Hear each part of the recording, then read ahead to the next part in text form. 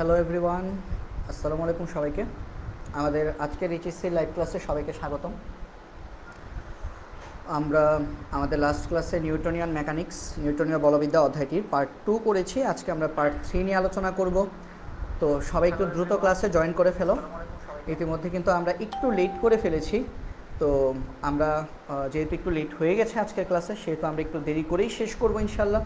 যতটুকু পর্যন্ত তোমাদেরকে আমি পড়ানোর নিয়ত করে রেখেছি ততটুকু পর্যন্তই আসলে পড়াবো। তো সবাই একটু দ্রুত একটু ক্লাসে জয়েন করে ফেলো এবং আমাকে ক্লিয়ারলি শুনতে পাচ্ছ কিনা সেটা একটু ভাইয়াকে একটু জানিয়ে দাও, ঠিক আছে? আমি দেখতে পাচ্ছি অলরেডি প্রীতি চলে আসছে, ওয়ালাইকুম আসসালাম। সারা, ওয়ালাইকুম আসসালাম। তো সবাই দ্রুত ক্লাসে জয়েন করে ফেলো এবং ক্লাসটা শেয়ার করে দাও, প্লাস তোমার বন্ধুদেরকে মেনশন করে দাও ক্লাসে, ঠিক আছে? তো আমরা এখনই আমাদের আজকের ক্লাসটি শুরু করতে যাচ্ছি। আমরা জাস্ট একটু অপেক্ষা করব সবার জন্য, যে সবাই আসলে জয়েন করে ফেলে তারপরে হচ্ছে আমরা ক্লাসটা শুরু করব, ঠিক আছে? এবং আশা করছি পার্ট 1 এবং পার্ট 2 তোমরা যারা রেগুলার ক্লাস করছো, তোমরা যাদের মিসিং হয়েছে পার্ট 1 পার্ট 2 লাইভ ক্লাসের সময় হয়তো বা অনেকের বাসায় কারেন্ট থাকে না, পরবর্তীতে তোমরা সবাই পার্ট 1 এবং পার্ট 2 করে নিয়েছো। পার্ট বাই পার্ট সবগুলো পার্ট করে নিবা, কোনো পার্টই যাতে করে আমাদের গ্যাপ না থাকে। কারণ কি, একটা জিনিস যদি গ্যাপ থাকে ওটাই যদি পরীক্ষায় চলে আসে সেই ক্ষেত্রে কিন্তু তোমরা সেটা পারবে না আনসার করতে। তো সেই কারণে অবশ্যই চেষ্টা করবা সবাই পার্ট 1 পার্ট 2 শেষ করে ফেলবা। আর এমন না ব্যাপারটা যে পার্ট 1 পার্ট 2 পারি না, আজকে মনে হয় পারবো না।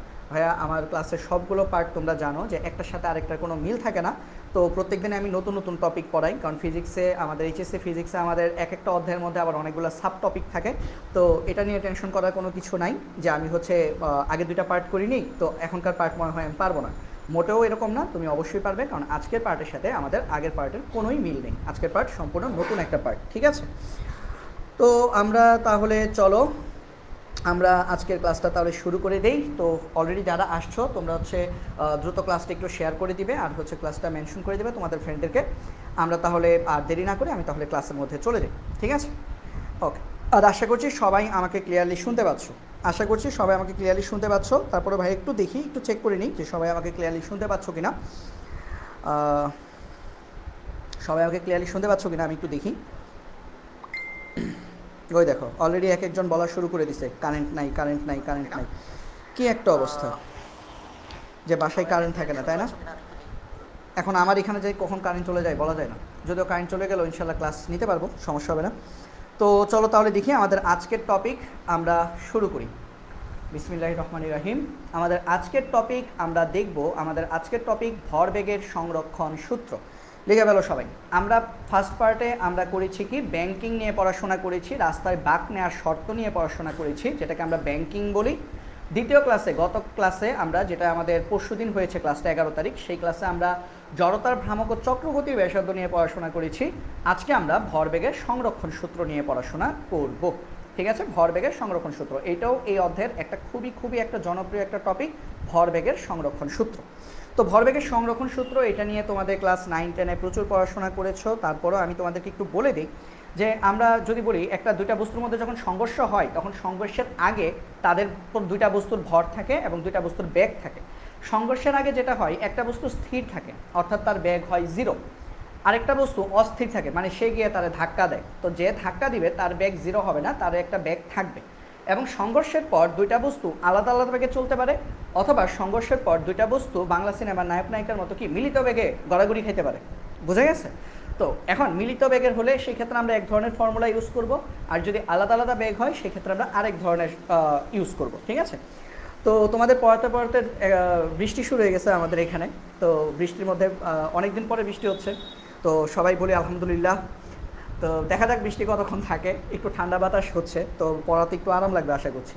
তো আমরা যদি দেখি তাহলে সেই ক্ষেত্রে ভরবেগের সংরক্ষণ সূত্রে আমরা সংঘর্ষের পূর্বে, হ্যাঁ আমি অত ডিটেলস কথাবার্তায় যাচ্ছি না, চিত্র আঁকাতে আমি যাচ্ছি না, কারণ আমরা কি এই বেসিকটা আমরা কী করবো, আমরা সিকিউ করব। সংঘর্ষের পূর্বে ভরবেগ, সংঘর্ষের পূর্বে ভরবেগটাকে আমরা জানি ভরবেগকে কী দিয়ে প্রকাশ করা হয়, পি দিয়ে প্রকাশ করা হয়, পি = mv ভরবেগ। যেহেতু সংঘর্ষের পূর্বে দুইটা ভরবেগ থাকবে, প্রথম বস্তু দ্বিতীয় বস্তু, তাহলে ভরবেগটাকে আমরা সামেশন অফ পি বলতে পারি। এবং যেহেতু সেটা সংঘর্ষের পূর্বে অর্থাৎ ইনিশিয়ালি এটা হিসেব করা হচ্ছে, তাহলে এটাকে আমরা বলবো সামেশন অফ পিআই। এবং আমাদের যে সংঘর্ষের পরে ভরবেগ, সংঘর্ষের পরে মানে দুইজনের মধ্যে যখন ধাক্কা লাগলো তারপরে যে তাদের মধ্যে যে একটা ভরবেগ তৈরি হবে, সেই ভরবেগটা হচ্ছে আমাদের PF, এবং যেহেতু দুটি বস্তু অর্থাৎ সামেশন অফ PF, এবং ভরবেগের সংরক্ষণ সূত্র মানে কি ভরবেগ সংরক্ষিত থাকবে, তার মানে কোনো লস হবে না বা কোনো কিছু নতুনভাবে তৈরি হবে না, যা ছিল তাই থাকবে, অর্থাৎ সংঘর্ষের পূর্বে ভরবেগ এবং সংঘর্ষের পরে ভরবেগ সমান হবে। এটাই হচ্ছে ভরবেগের সংরক্ষণ সূত্র।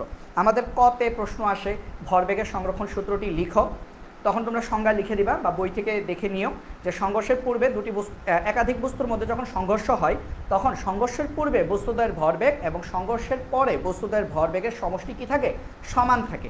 এটি ভরবেগের সংরক্ষণ সূত্র।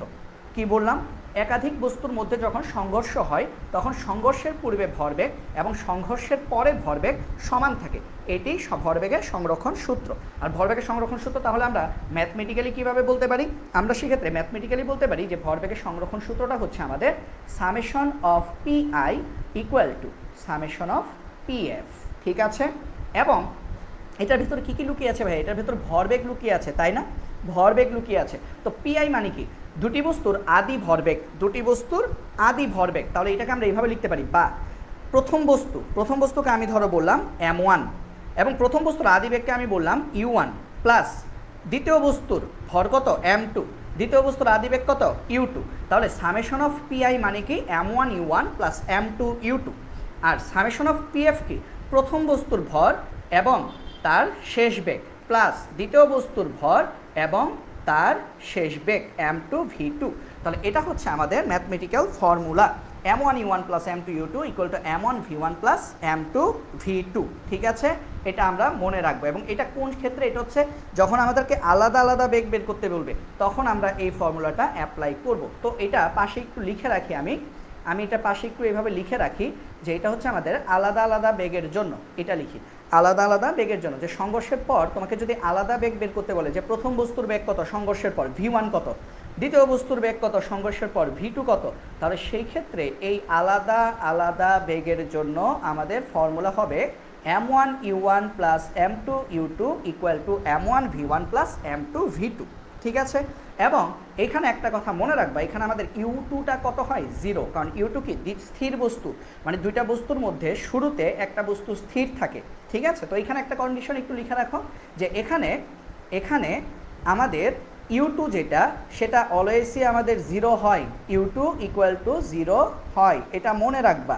এবং আরও কিছু কথা মনে রাখবা যে এই ক্ষেত্রে আমাদের আদি বেগের ক্ষেত্রে প্রথম বস্তুর আদি বেগ U1 এটা U2 থেকে বড় হবে, এবং সংঘর্ষের পর মনে করো একটা ট্রাক খালি একটা রিক্সাকে ধাক্কা মারলো, তাহলে ট্রাকের বেগ মনে করো U1, রিক্সার বেগ U2, তাহলে শুরুতে ট্রাকের বেগটা কি বেশি, রিক্সার বেগ কি 0, কিন্তু যখন ধাক্কা মারবে ট্রাক যখন কোনো কিছুকে ধাক্কা দিবে তার বেগটা একটু কমবে, তার মানে V1 কম হবে এবং রিক্সাটা কী হবে স্থির অবস্থা থেকে উড়ে চলে যাবে, তার মানে V2 তখন বেশি হয়ে যাবে। তো এই কনসেপ্টটাও একটু তোমরা মনে রেখো যে আমাদের আদিবেগের মানে প্রথম বস্তুর আদিবেগ দ্বিতীয় বস্তুর আদিবেগ থেকে বেশি হয়, কিন্তু প্রথম বস্তুর শেষ বেগ মানে সংঘর্ষের পরে বেগ দ্বিতীয় বস্তুর সংঘর্ষের পরে বেগ থেকে কম হয়, ঠিক আছে। এটার মানে কি সেটাও আমি একটু বাংলায় লিখে দিচ্ছি।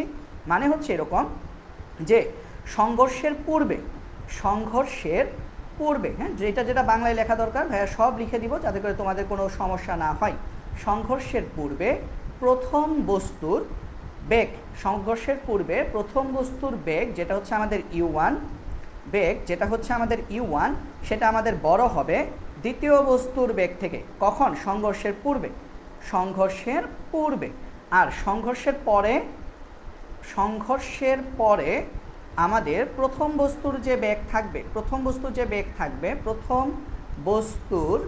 বেগ সেটা হচ্ছে কি V1, সেটা হবে আমাদের দ্বিতীয় বস্তুর বেগের চেয়ে কম হবে, মানে সংঘর্ষের পরে দ্বিতীয় বস্তুর বেগটা আমাদের বেড়ে যাবে, ঠিক আছে। U1 U2 থেকে বড়, V1 V2 থেকে ছোট, এই কন্ডিশনটা একটু মাথায় রেখো। তাহলে গেল আমাদের আলাদা আলাদা বেগের জন্য আমাদের হচ্ছে কনসেপ্ট বের করা শেষ, ঠিক আছে ভাই। একবারে পড়িয়ে নিই, তারপর তোমাদের কমেন্ট পড়বো। তারপর আসো দেখো, এখন মনে করো সংঘর্ষ হওয়ার পর দুইজন একদম ফেভিকলের আঠার মতো লেগে গেছে, হ্যাঁ একদম ফেভিকলের আঠার মতো, এখন আর জোড়া আর ছোটে না, তার মানে কি তারা এখন মিলিত বেগে যাবে না, মিলিত বেগে যাবে, ঠিক আছে। তাহলে দ্বিতীয় কন্ডিশন হচ্ছে মিলিত বেগের জন্য একটা ছিল আলাদা আলাদা বেগের জন্য, আরেকটা হচ্ছে কি মিলিত বেগের জন্য। তাহলে মিলিত বেগের জন্য আমাদের ফর্মুলাটা কি দাঁড়াবে, চলো দেখি। মিলিত বেগের জন্য সংঘর্ষের পূর্বে M1 U1 plus m2 u2, ঠিক আছে, u2 কত 0, তার মানে m2 u2 পুরোটাই কি 0 হবে। বাট সংঘর্ষের পরে দুইজনের বেগই যেহেতু সেম, মিলিত বেগের জন্য মনে রাখবা v1 আর v2 সমান, এবং সেটা সমান আমরা v ধরতে পারি। মিলিত বেগের জন্য আমরা ধরি সংঘর্ষের পর প্রথম বস্তুর বেগ যত, দ্বিতীয় বস্তুর বেগও তত। কারণ কি একজন আরেকজনকে একদম ধাক্কিয়ে নিয়ে যাচ্ছে, তার মানে কি একজন আরেকজনকে একদম মনে করো একদম থাপ্পড় মেরে নিয়ে যাচ্ছে, একদম ধাক্কা দিয়ে নিয়ে যাচ্ছে যে তুই যাবি না, যেতেই হবে। তো এই যে তার মানে কি, তার মানে প্রথম বস্তুর বেগ যত, দ্বিতীয় বস্তু সেই একই বেগে যাচ্ছে। মনে করো এই যে আমরা যদি বলি রেলগাড়ি একটা বগির সাথে আরেকটা বগি কানেক্টেড থাকে, তাই না? তাহলে প্রথম বগির বেগ যত, দ্বিতীয় বগির বেগ তত, তৃতীয় বগির বেগ তত, সবগুলা বগির বেগ কিন্তু সেম থাকে, তাই না? তাহলে এটা কি মিলিত বেগের ক্ষেত্রে কনসেপ্ট কি, সবগুলো বেগ সমান হবে। তাহলে এখানে আমরা লিখব m1 v1 plus m2 v2, but পরের লাইনে আমি যদি একটু ব্যাখ্যা করে লিখি তাহলে পরের লাইনে জিনিসটা আসবে এরকম, m1 u1 plus m2 u2 equal to, দেখো এখানে m1 v1 এর মানও v, v2 এর মানও v, তাহলে v যদি কমন নাও তাহলে কি আসবে m1 প্লাস m2। এটা হচ্ছে মিলিত বেগের ফর্মুলা। এবং সেখান থেকে ফাইনালি আমরা যদি লিখতে চাই মিলিত বেগ v ইকুয়াল টু, আমরা কি লিখতে পারি, উপরে হবে আমাদের m1 u1 plus m2 u2, উপরে আসবে আমাদের m1 u1 plus m2 u2, আর নিচে আসবে আমাদের m1 প্লাস m2। এটা হচ্ছে আমাদের মিলিত বেগের সূত্র। তো আমরা কিন্তু অলরেডি দুইটা সূত্র পড়ে ফেললাম। একটা হচ্ছে সংঘর্ষের পর আলাদা আলাদা বেগ নির্ণয়ের সূত্র, যেটা হচ্ছে আমাদের এই যে এইটা m1 u1 plus m2 u2 equal to m1 v1 plus m2 v2, আর আরেকটা ফর্মুলা হচ্ছে সংঘর্ষের পর মিলিত বেগের সূত্র, যেটা হচ্ছে যেখানে আমাদের v1 এবং v2 দুইটাই v এর সমান হবে, অর্থাৎ আমাদের ফাইনালি আমাদের ফর্মুলাটা দাঁড়াবে v equal to m1 u1 plus m2 u2 divided by m1 plus m2। ঠিক আছে, এরপরে আসো আরও কিছু জিনিস দেখি, তারপর আমি তোমাদের কমেন্ট দেখছি। ঠিক আছে, তো দেখো তারপর আমরা যদি দেখি যে আমাদের সংঘর্ষের পরে প্রথম বস্তুর বেগ, এই কনসেপ্টটা আসলে আমাদের 2015 থেকে 2022 পর্যন্ত কোনো অঙ্কেই ছিল না। 2023-এ হুট করে বরিশাল বোর্ডে একটা ম্যাথ চলে আসে এই অধ্যায় থেকে, যেটার কারণে এই কনসেপ্টটা ভাইয়া ইনক্লুড করেছি।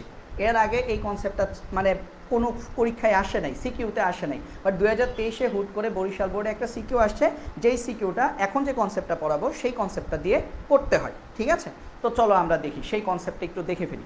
সেই কনসেপ্টটা হচ্ছে, যদি সংঘর্ষের পরে প্রথম বস্তুর বেগ যদি বের করতে বলে, সংঘর্ষের পরে প্রথম বস্তুর বেগ, তাহলে লিখো সংঘর্ষের পরে প্রথম বস্তুর বেগ বের করতে বললো, প্রথম বস্তুর বেগ। তো তুমি কি বলবা, তুমি বলবা প্রথম বস্তুর বেগ v1, প্রথম বস্তুর বেগ যদি v1 যদি বের করতে বলে, v1 বের করতে বললে, হ্যাঁ বের করতে বলে, তো তুমি বলবা ভাইয়া এটা একটা কথা হয়েছে, v1 তো আমি বের করতেই পারবো, এটা কোনো ব্যাপার। হ্যাঁ দেখেন আমি বের করি আপনারা দেখাই। এই যে v1 দেখেন তো কেমনে বের করি, এই যে দেখো v1 এমনি বের করবো, তাই না? যে এই যে দেখো m1 u1 plus m2 u2 equal to m1 v1 plus m2 v2, এই সূত্র থেকে আমি v1 বের করে ফেলতে পারবো, তাই না? কত সহজ, v1টা বের করা কত সহজ। বাট না, অত সহজ না, এখানে একটা কন্ডিশন আছে। এইটা দিয়ে তুমি v1 বের করতে পারবা যদি তোমার v2 দেওয়া থাকে। বাট বরিশাল বোর্ডের মেন সিকিউটাতে কী করছিল জানো, v1 বের করতে বলছে কিন্তু v2 দেয় নাই, v1 বের করতে বলছে কিন্তু সংঘর্ষের পর দ্বিতীয় বস্তুর বেগ কত সেটা দেয় নাই তারা। তখন কিভাবে করবা, যে ভাইয়া 0 ধরে নিব, v2 তো 0 বলে নাই। তাহলে দেখো সংঘর্ষের পরে প্রথম বস্তুর বেগ v1 বের করতে বললে কিন্তু v2, কিন্তু এখানে আবার কন্ডিশন আছে, কিন্তু v2 দেয়া না থাকলে, এখন বিপদে পড়ে গেলাম না? সেক্ষেত্রে আমরা একটা ফর্মুলা মুখস্থ রাখবো। ঠিক আছে, কিভাবে করা যায়। ঠিক আছে, এটা হচ্ছে একটা। তাহলে দুই লাইন একটু জায়গা রেখে নিচে আবার লেখো এই জায়গায়। আবার এভাবেও বলতে পারে যে সংঘর্ষের পরে দ্বিতীয় বস্তুর বেগ বের করতে বললে, সংঘর্ষের পরে দ্বিতীয় বস্তুর বেগ বের করতে বললে, দ্বিতীয় বস্তুর বেগ বের করতে বললে, আর দ্বিতীয় বস্তুর বেগটা কত, v2 বের করতে বলে, কিন্তু v1 দিবে না, বের করতে বললে। ঠিক আছে, ব্র্যাকেটে লিখবা কিন্তু v1 মানে প্রথম বস্তুর বেগ দেয়া নাই, v1 না দেয়া থাকলে, তাহলে দুইটা কন্ডিশন পাচ্ছ। এক, সংঘর্ষের পরে প্রথম বস্তুর বেগ দেয়া নাই, মানে v1 দেয়া নাই, v2 বের করতে বলেছে। আরেকটা কি, v2 দেয়া নাই কিন্তু v1 বের করতে বলেছে। তো সেই ক্ষেত্রে ফর্মুলাটা কিভাবে করবা, তো আমি একটু ছোটো করে দেখাই যাতে করে পুরো জিনিসটা তোমাদের চোখে পড়ে। দেখো সেটার ফর্মুলা হচ্ছে, তুমি প্রথমটাতে বের করতে চাচ্ছ কি v1, V1 বের করতে চাচ্ছ, দ্বিতীয়টাতে বের করতে চাচ্ছ কি V2 বের করতে চাচ্ছ, তাই না? আচ্ছা, তাহলে V1 ইকুয়াল টু কী লিখবা? নিয়ম, দুইটা টান দিয়ে নিবা, মাঝখানে একটা প্লাস দিয়ে নিবা। তাহলে এখানেও দাও, দুইটা টান দিয়ে নাও, মাঝখানে একটা প্লাস দিয়ে নাও, ঠিক আছে? এখন V1 দিয়ে দিয়েছো, ও মা গো, প্রথমটাতে, এটার জন্য এটা সম্মান দেখাতে হবে না? সম্মান দেখাতে হবে না? আমরা আমাদের জীবনে সম্মান চাই না? তো V1কে সম্মান করার জন্য এখানে একটা U1 বসাবা। তাহলে V2কে সম্মান দেখানোর জন্য এখানে কি বসাবা? গুণ হিসেবে U2 বসাবা। সম্মান দিলাম, ঠিক আছে? তারপরে কি করবা? তারপরে এইখানে এই জায়গায় আপাতত মনে রাখার জন্য এইভাবে করো, হ্যাঁ, এইভাবে করো। এই জায়গাতে তুমি করবা 2 বিয়োগ 1, 2 বিয়োগ 1, আর এই জায়গায় বসাবা 2-এ 1। কি বললাম? এক জায়গায় বসাবা 2 বিয়োগ 1, আরেক জায়গায় বসাবা 2-এ 1। তার আগে আরেকটা কাজ করে নিবা, সম্মান দেওয়া শেষ হলে M1 প্লাস M2 নিচে বসাই নিবা, M1 প্লাস M2 নিচে বসিয়ে নিবা। তাহলে এটার জন্য সেম, এইগুলো সেম। তাহলে সম্মান জানাবা এবং হরে M1 প্লাস M2 বসিয়ে নিবা। এই কাজটা মুখস্থ, হ্যাঁ, সম্মান জানাবা এবং হরে M1 প্লাস M2 বসিয়ে নিবা, ঠিক আছে? তারপরে কি করবা? এখন 2 বিয়োগ 1, আবার এখানে তাহলে কি করবা বলো তো? এই জায়গাটাতে কি করবা? এটা হচ্ছে 1 বিয়োগ 2, আর এটা কি 1-এ 2, 1-এ 2। তার মানে যখন তুমি V1 বের করতেছো তখন তুমি 2 থেকে 1 বিয়োগ করতেছো, 2-এ 1 বসাচ্ছ। আর যখন V2 করতেছো তখন তুমি 1 বিয়োগ 2 করতেছো, 1-এ 2 বসাচ্ছ। এখন 2 বিয়োগ 1 কি, 1 বিয়োগ 2 কি? এগুলো কি? এগুলো হচ্ছে ভর, এগুলো হচ্ছে ভর, ঠিক আছে? এগুলো হচ্ছে কি? ভর। 2 বিয়োগ 1 মানে কি? দ্বিতীয় ভর কোনটা? M2। তাহলে এখানে বসাবা M2 মাইনাস M1। আর এখানে কি? 1 বিয়োগ 2, তার মানে এখানে বসাবা কি? M1 minus M2। তাহলে দেখো একটা পার্ট হয়ে গেল। 2-এ 1, 2-এ 1 মানে কি? 2-এ আমাদের 1, 2-এ 1-এর জিনিসটা আসলে কি? খেয়াল করো, আমাদের 2-এ 1-এর বিষয়টা আমরা এভাবে বলতে পারি, 2-এ 1 না, আমি বলি একটু ভুল লিখছি, দাঁড়াও, এটা 1 বিয়োগ 2 হবে, 1 বিয়োগ 2। আচ্ছা, এটা এভাবে মনে রাখার দরকারও নেই, আমি আরেকটু সহজ করে দিই তোমাদের জন্য, আরেকটু সহজ করে দিই, হ্যাঁ, আরেকটু সহজ করে দিই। এত জটিলে যাওয়ার দরকার নাই, এত জটিলে যাওয়ার দরকার নাই। তো এগুলা আমরা রাখবোই না, ঠিক আছে? এগুলো রাখবো না, এত জটিলে যেতে হবে না, সহজ করি, সহজ। যত সহজ করা যায় ততই ভালো, তাই না? যত সহজ করা যায় ততই ভালো। আচ্ছা, কিন্তু ভি দেয়া না থাকবে, V1 দেয়া না থাকবে, তাই না? আচ্ছা, তাহলে এটার জন্য কি করবে? প্রথমটার জন্য দেখো, আমি প্রথমে V1-এর সমানে U1 দিলাম, V2-র সমানে U2 দিলাম, ঠিক আছে? এই জায়গায় কি দিবা? এই জায়গায় এই ডটে কি দিবা? সম্মান দেখানোর পরে যেটা থাকে সেটা দিবা। মানে U1 দেখাই ফেলছো, তাহলে এখানে কি বসাবা? U2।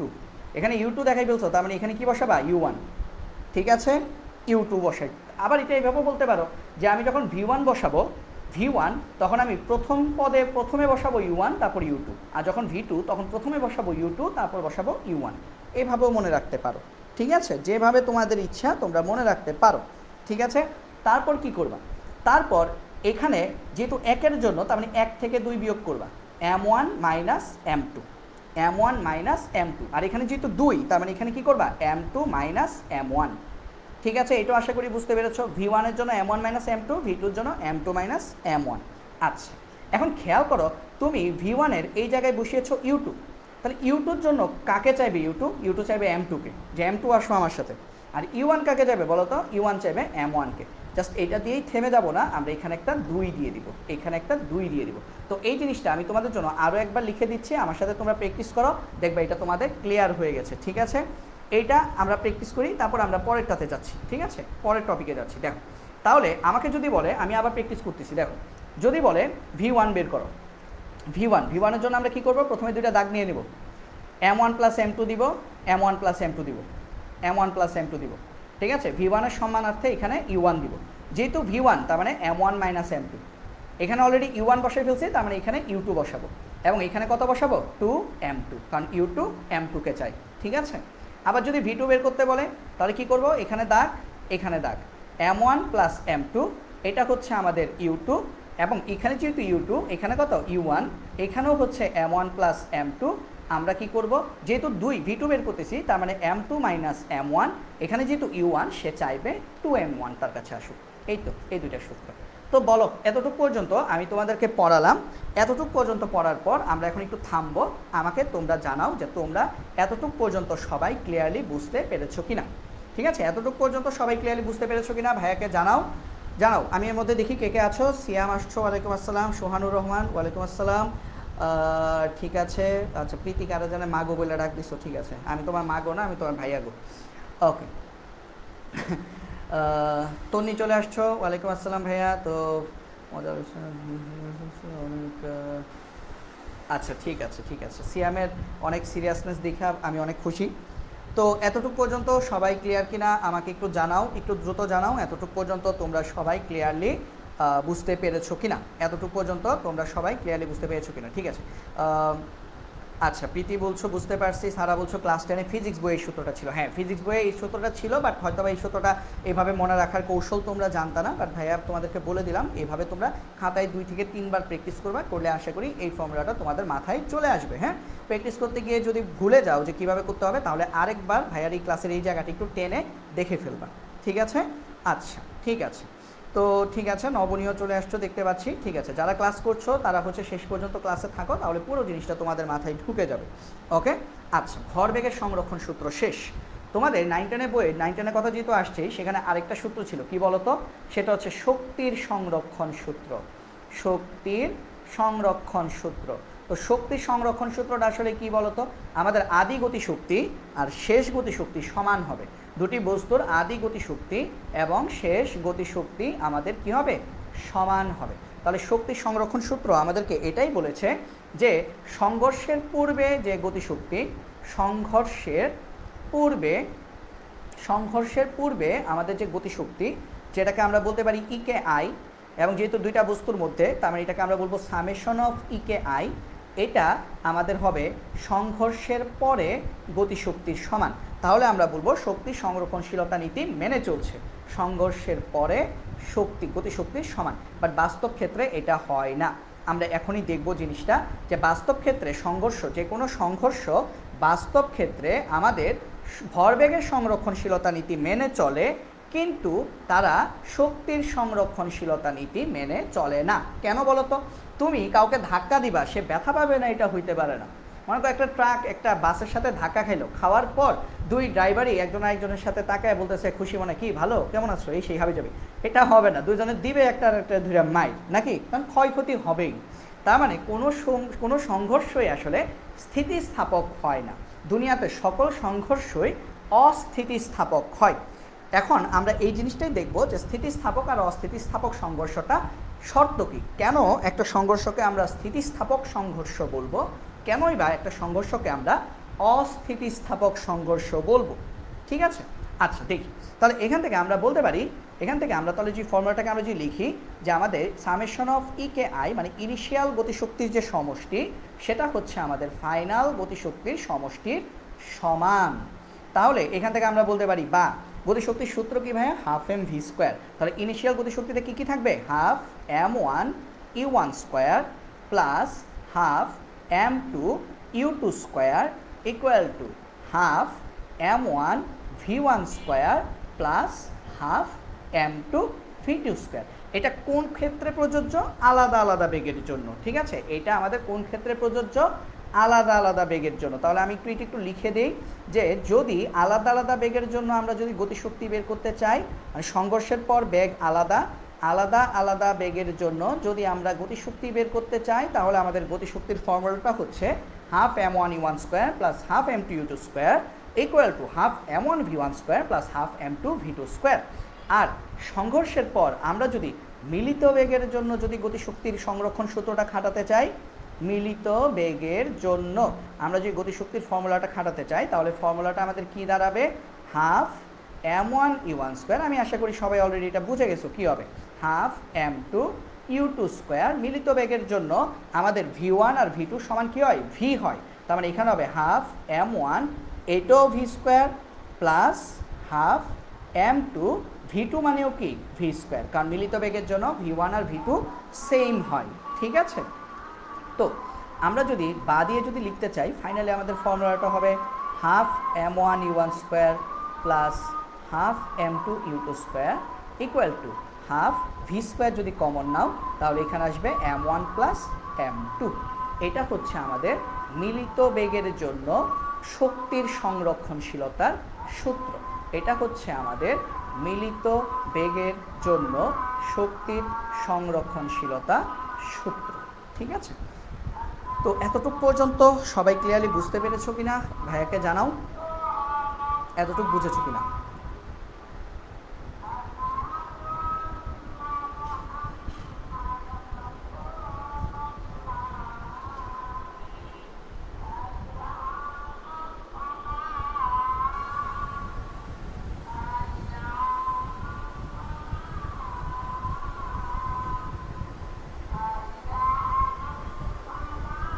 ঠিক আছে।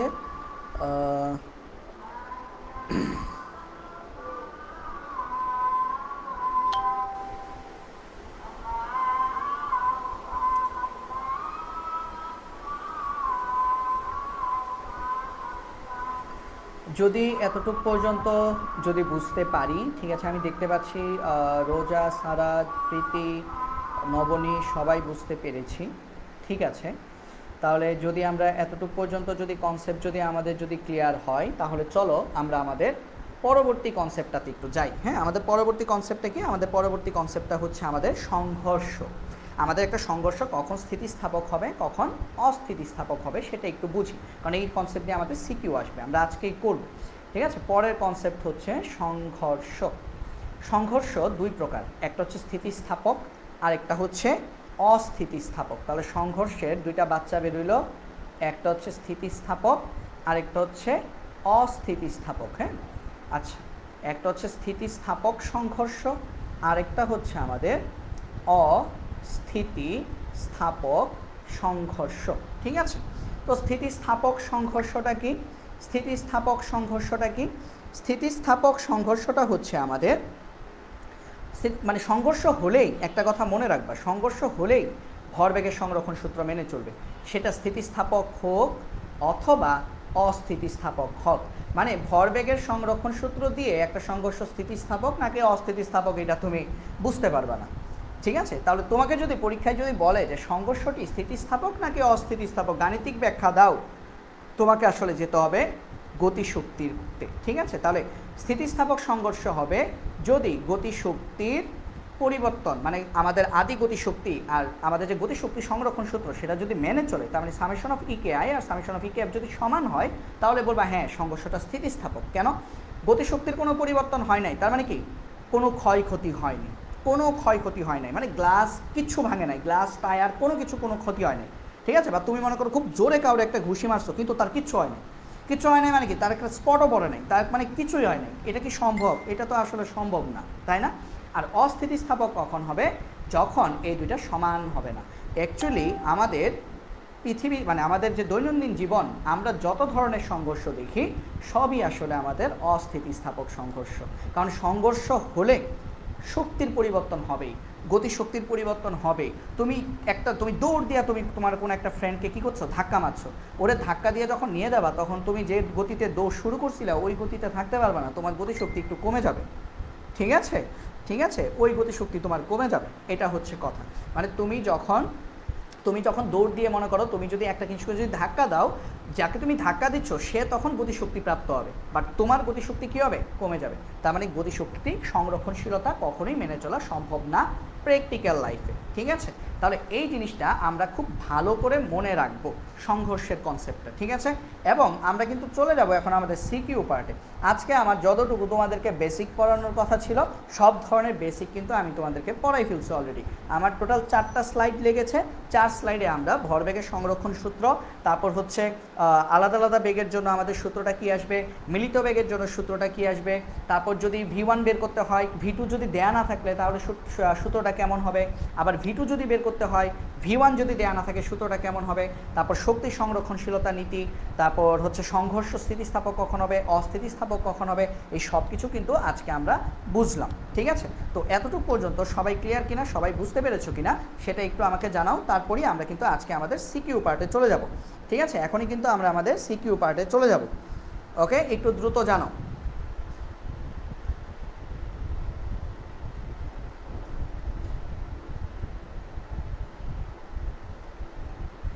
সবাই একটু দ্রুত জানাও যে সবাই বুঝতে পেরেছো কিনা। যতটুকু পর্যন্ত আমরা পড়লাম আজকে, আমি তোমাদেরকে যতটুকু পর্যন্ত বেসিক দেখালাম সেই বেসিকটা তোমরা সবাই ক্লিয়ারলি বুঝতে পেরেছো কিনা সেটা একটু আমাকে দ্রুত জানাও। প্রীতি বলছো ভালো করে বুঝতে পারিনি, কেন ভাইয়া ভালো করে বুঝতে পারোনি? তুমি কি চলে গিয়েছিলে কোথাও মাঝখানে? হ্যাঁ, আমি আরেকবার বলছি শুরু থেকে, খেয়াল করো, শুরু থেকে আরেকবার বলছি, বুঝতে না পারার কোনো প্রশ্নই আসে না। চলো তো, সহজ জিনিস, এটা না বোঝার কি আছে। দেখো, প্রথমে আমরা ভরবেগের সংরক্ষণ সূত্র পড়েছি, ভরবেগের সংরক্ষণ সূত্রে আমরা কি পড়েছি ভাইয়া? ভরবেগের সংরক্ষণ সূত্রে আমরা পড়েছি সংঘর্ষের পূর্বে দুইটা বস্তুর ভরবেগ আর সংঘর্ষের পরে দুইটা বস্তুর ভরবেগ সমান হবে। ভর এবং বেগের গুণফলকে ভরবেগ বলে, ঠিক আছে? তো সেখান থেকে আমরা আলাদা আলাদা বেগের জন্য আমরা সূত্র পড়েছি m1u1 plus m2u2 equal to m1v1 plus m2v2। m1 m2 কি? m1 m2 এগুলো হচ্ছে আমাদের বস্তুর ভর। u1 u2 কি? u1 u2 হচ্ছে আমাদের বস্তুর আদিবেগ। u1 হচ্ছে প্রথম বস্তুর আদিবেগ, u2 হচ্ছে দ্বিতীয় বস্তুর আদিবেগ। আবার m1 v1 সমান m2 v2, এই তো এই জিনিসই তো পড়েছি, তাই না? আবার মিলিত বেগের জন্য আমাদের v1 আর v2 সমান আমরা v ধরে নিব। তাহলে সেখান থেকে আমাদের মিলিত বেগের ফর্মুলা আসছে v ইকুয়াল টু, এই যে বক্স করা আছে m1 u1 plus m2 u2 divided by m1 plus m2। মানে এগুলো মুখস্থ করবা, সহজ কথা হচ্ছে এটা। প্রথমে বাসায় আরেকবার খাতায় লিখবা, তারপর হচ্ছে এটা মুখস্থ হয়ে যাবে, ঠিক আছে? আচ্ছা, তুমি বলছো লাস্টের দিকে বুঝো নাই। লাস্টের দিকে আমি মনে হয় তুমি সংঘর্ষটা ধরতে পারো নাই। সংঘর্ষ দুই প্রকার, স্থিতিস্থাপক, অস্থিতিস্থাপক। একটা সংঘর্ষ স্থিতিস্থাপক নাকি অস্থিতিস্থাপক সেটা কিভাবে চেক করবা? যদি প্রশ্ন আসে পরীক্ষায় যে সংঘর্ষ, মনে করো দুইজনের মধ্যে সংঘর্ষ হয়েছে, মনে করো বলো যে মাহি দূর থেকে দেখছে চায়ের দোকানে বসে একটা ট্রাকের সাথে একটা বাসের সংঘর্ষ দেখেছে। মাহি বলল সংঘর্ষটি অস্থিতিস্থাপক, বললো মাহির কথা সত্য কিনা প্রমাণ করো। তখন তুমি চেক দিবা কিভাবে? তুমি দুইটা বস্তুর আদি গতি শক্তি মানে ইকে I, summation of EK I এবং সামেশন অফ ইকে এফ বের করবা। বের করার পর তুমি যদি দেখো এরা দুজন পরস্পর সমান হয়ে গেছে মানে এইটা, তাহলে বলবা মাহির কথা সত্য না, মানে সংঘর্ষটা স্থিতিস্থাপক।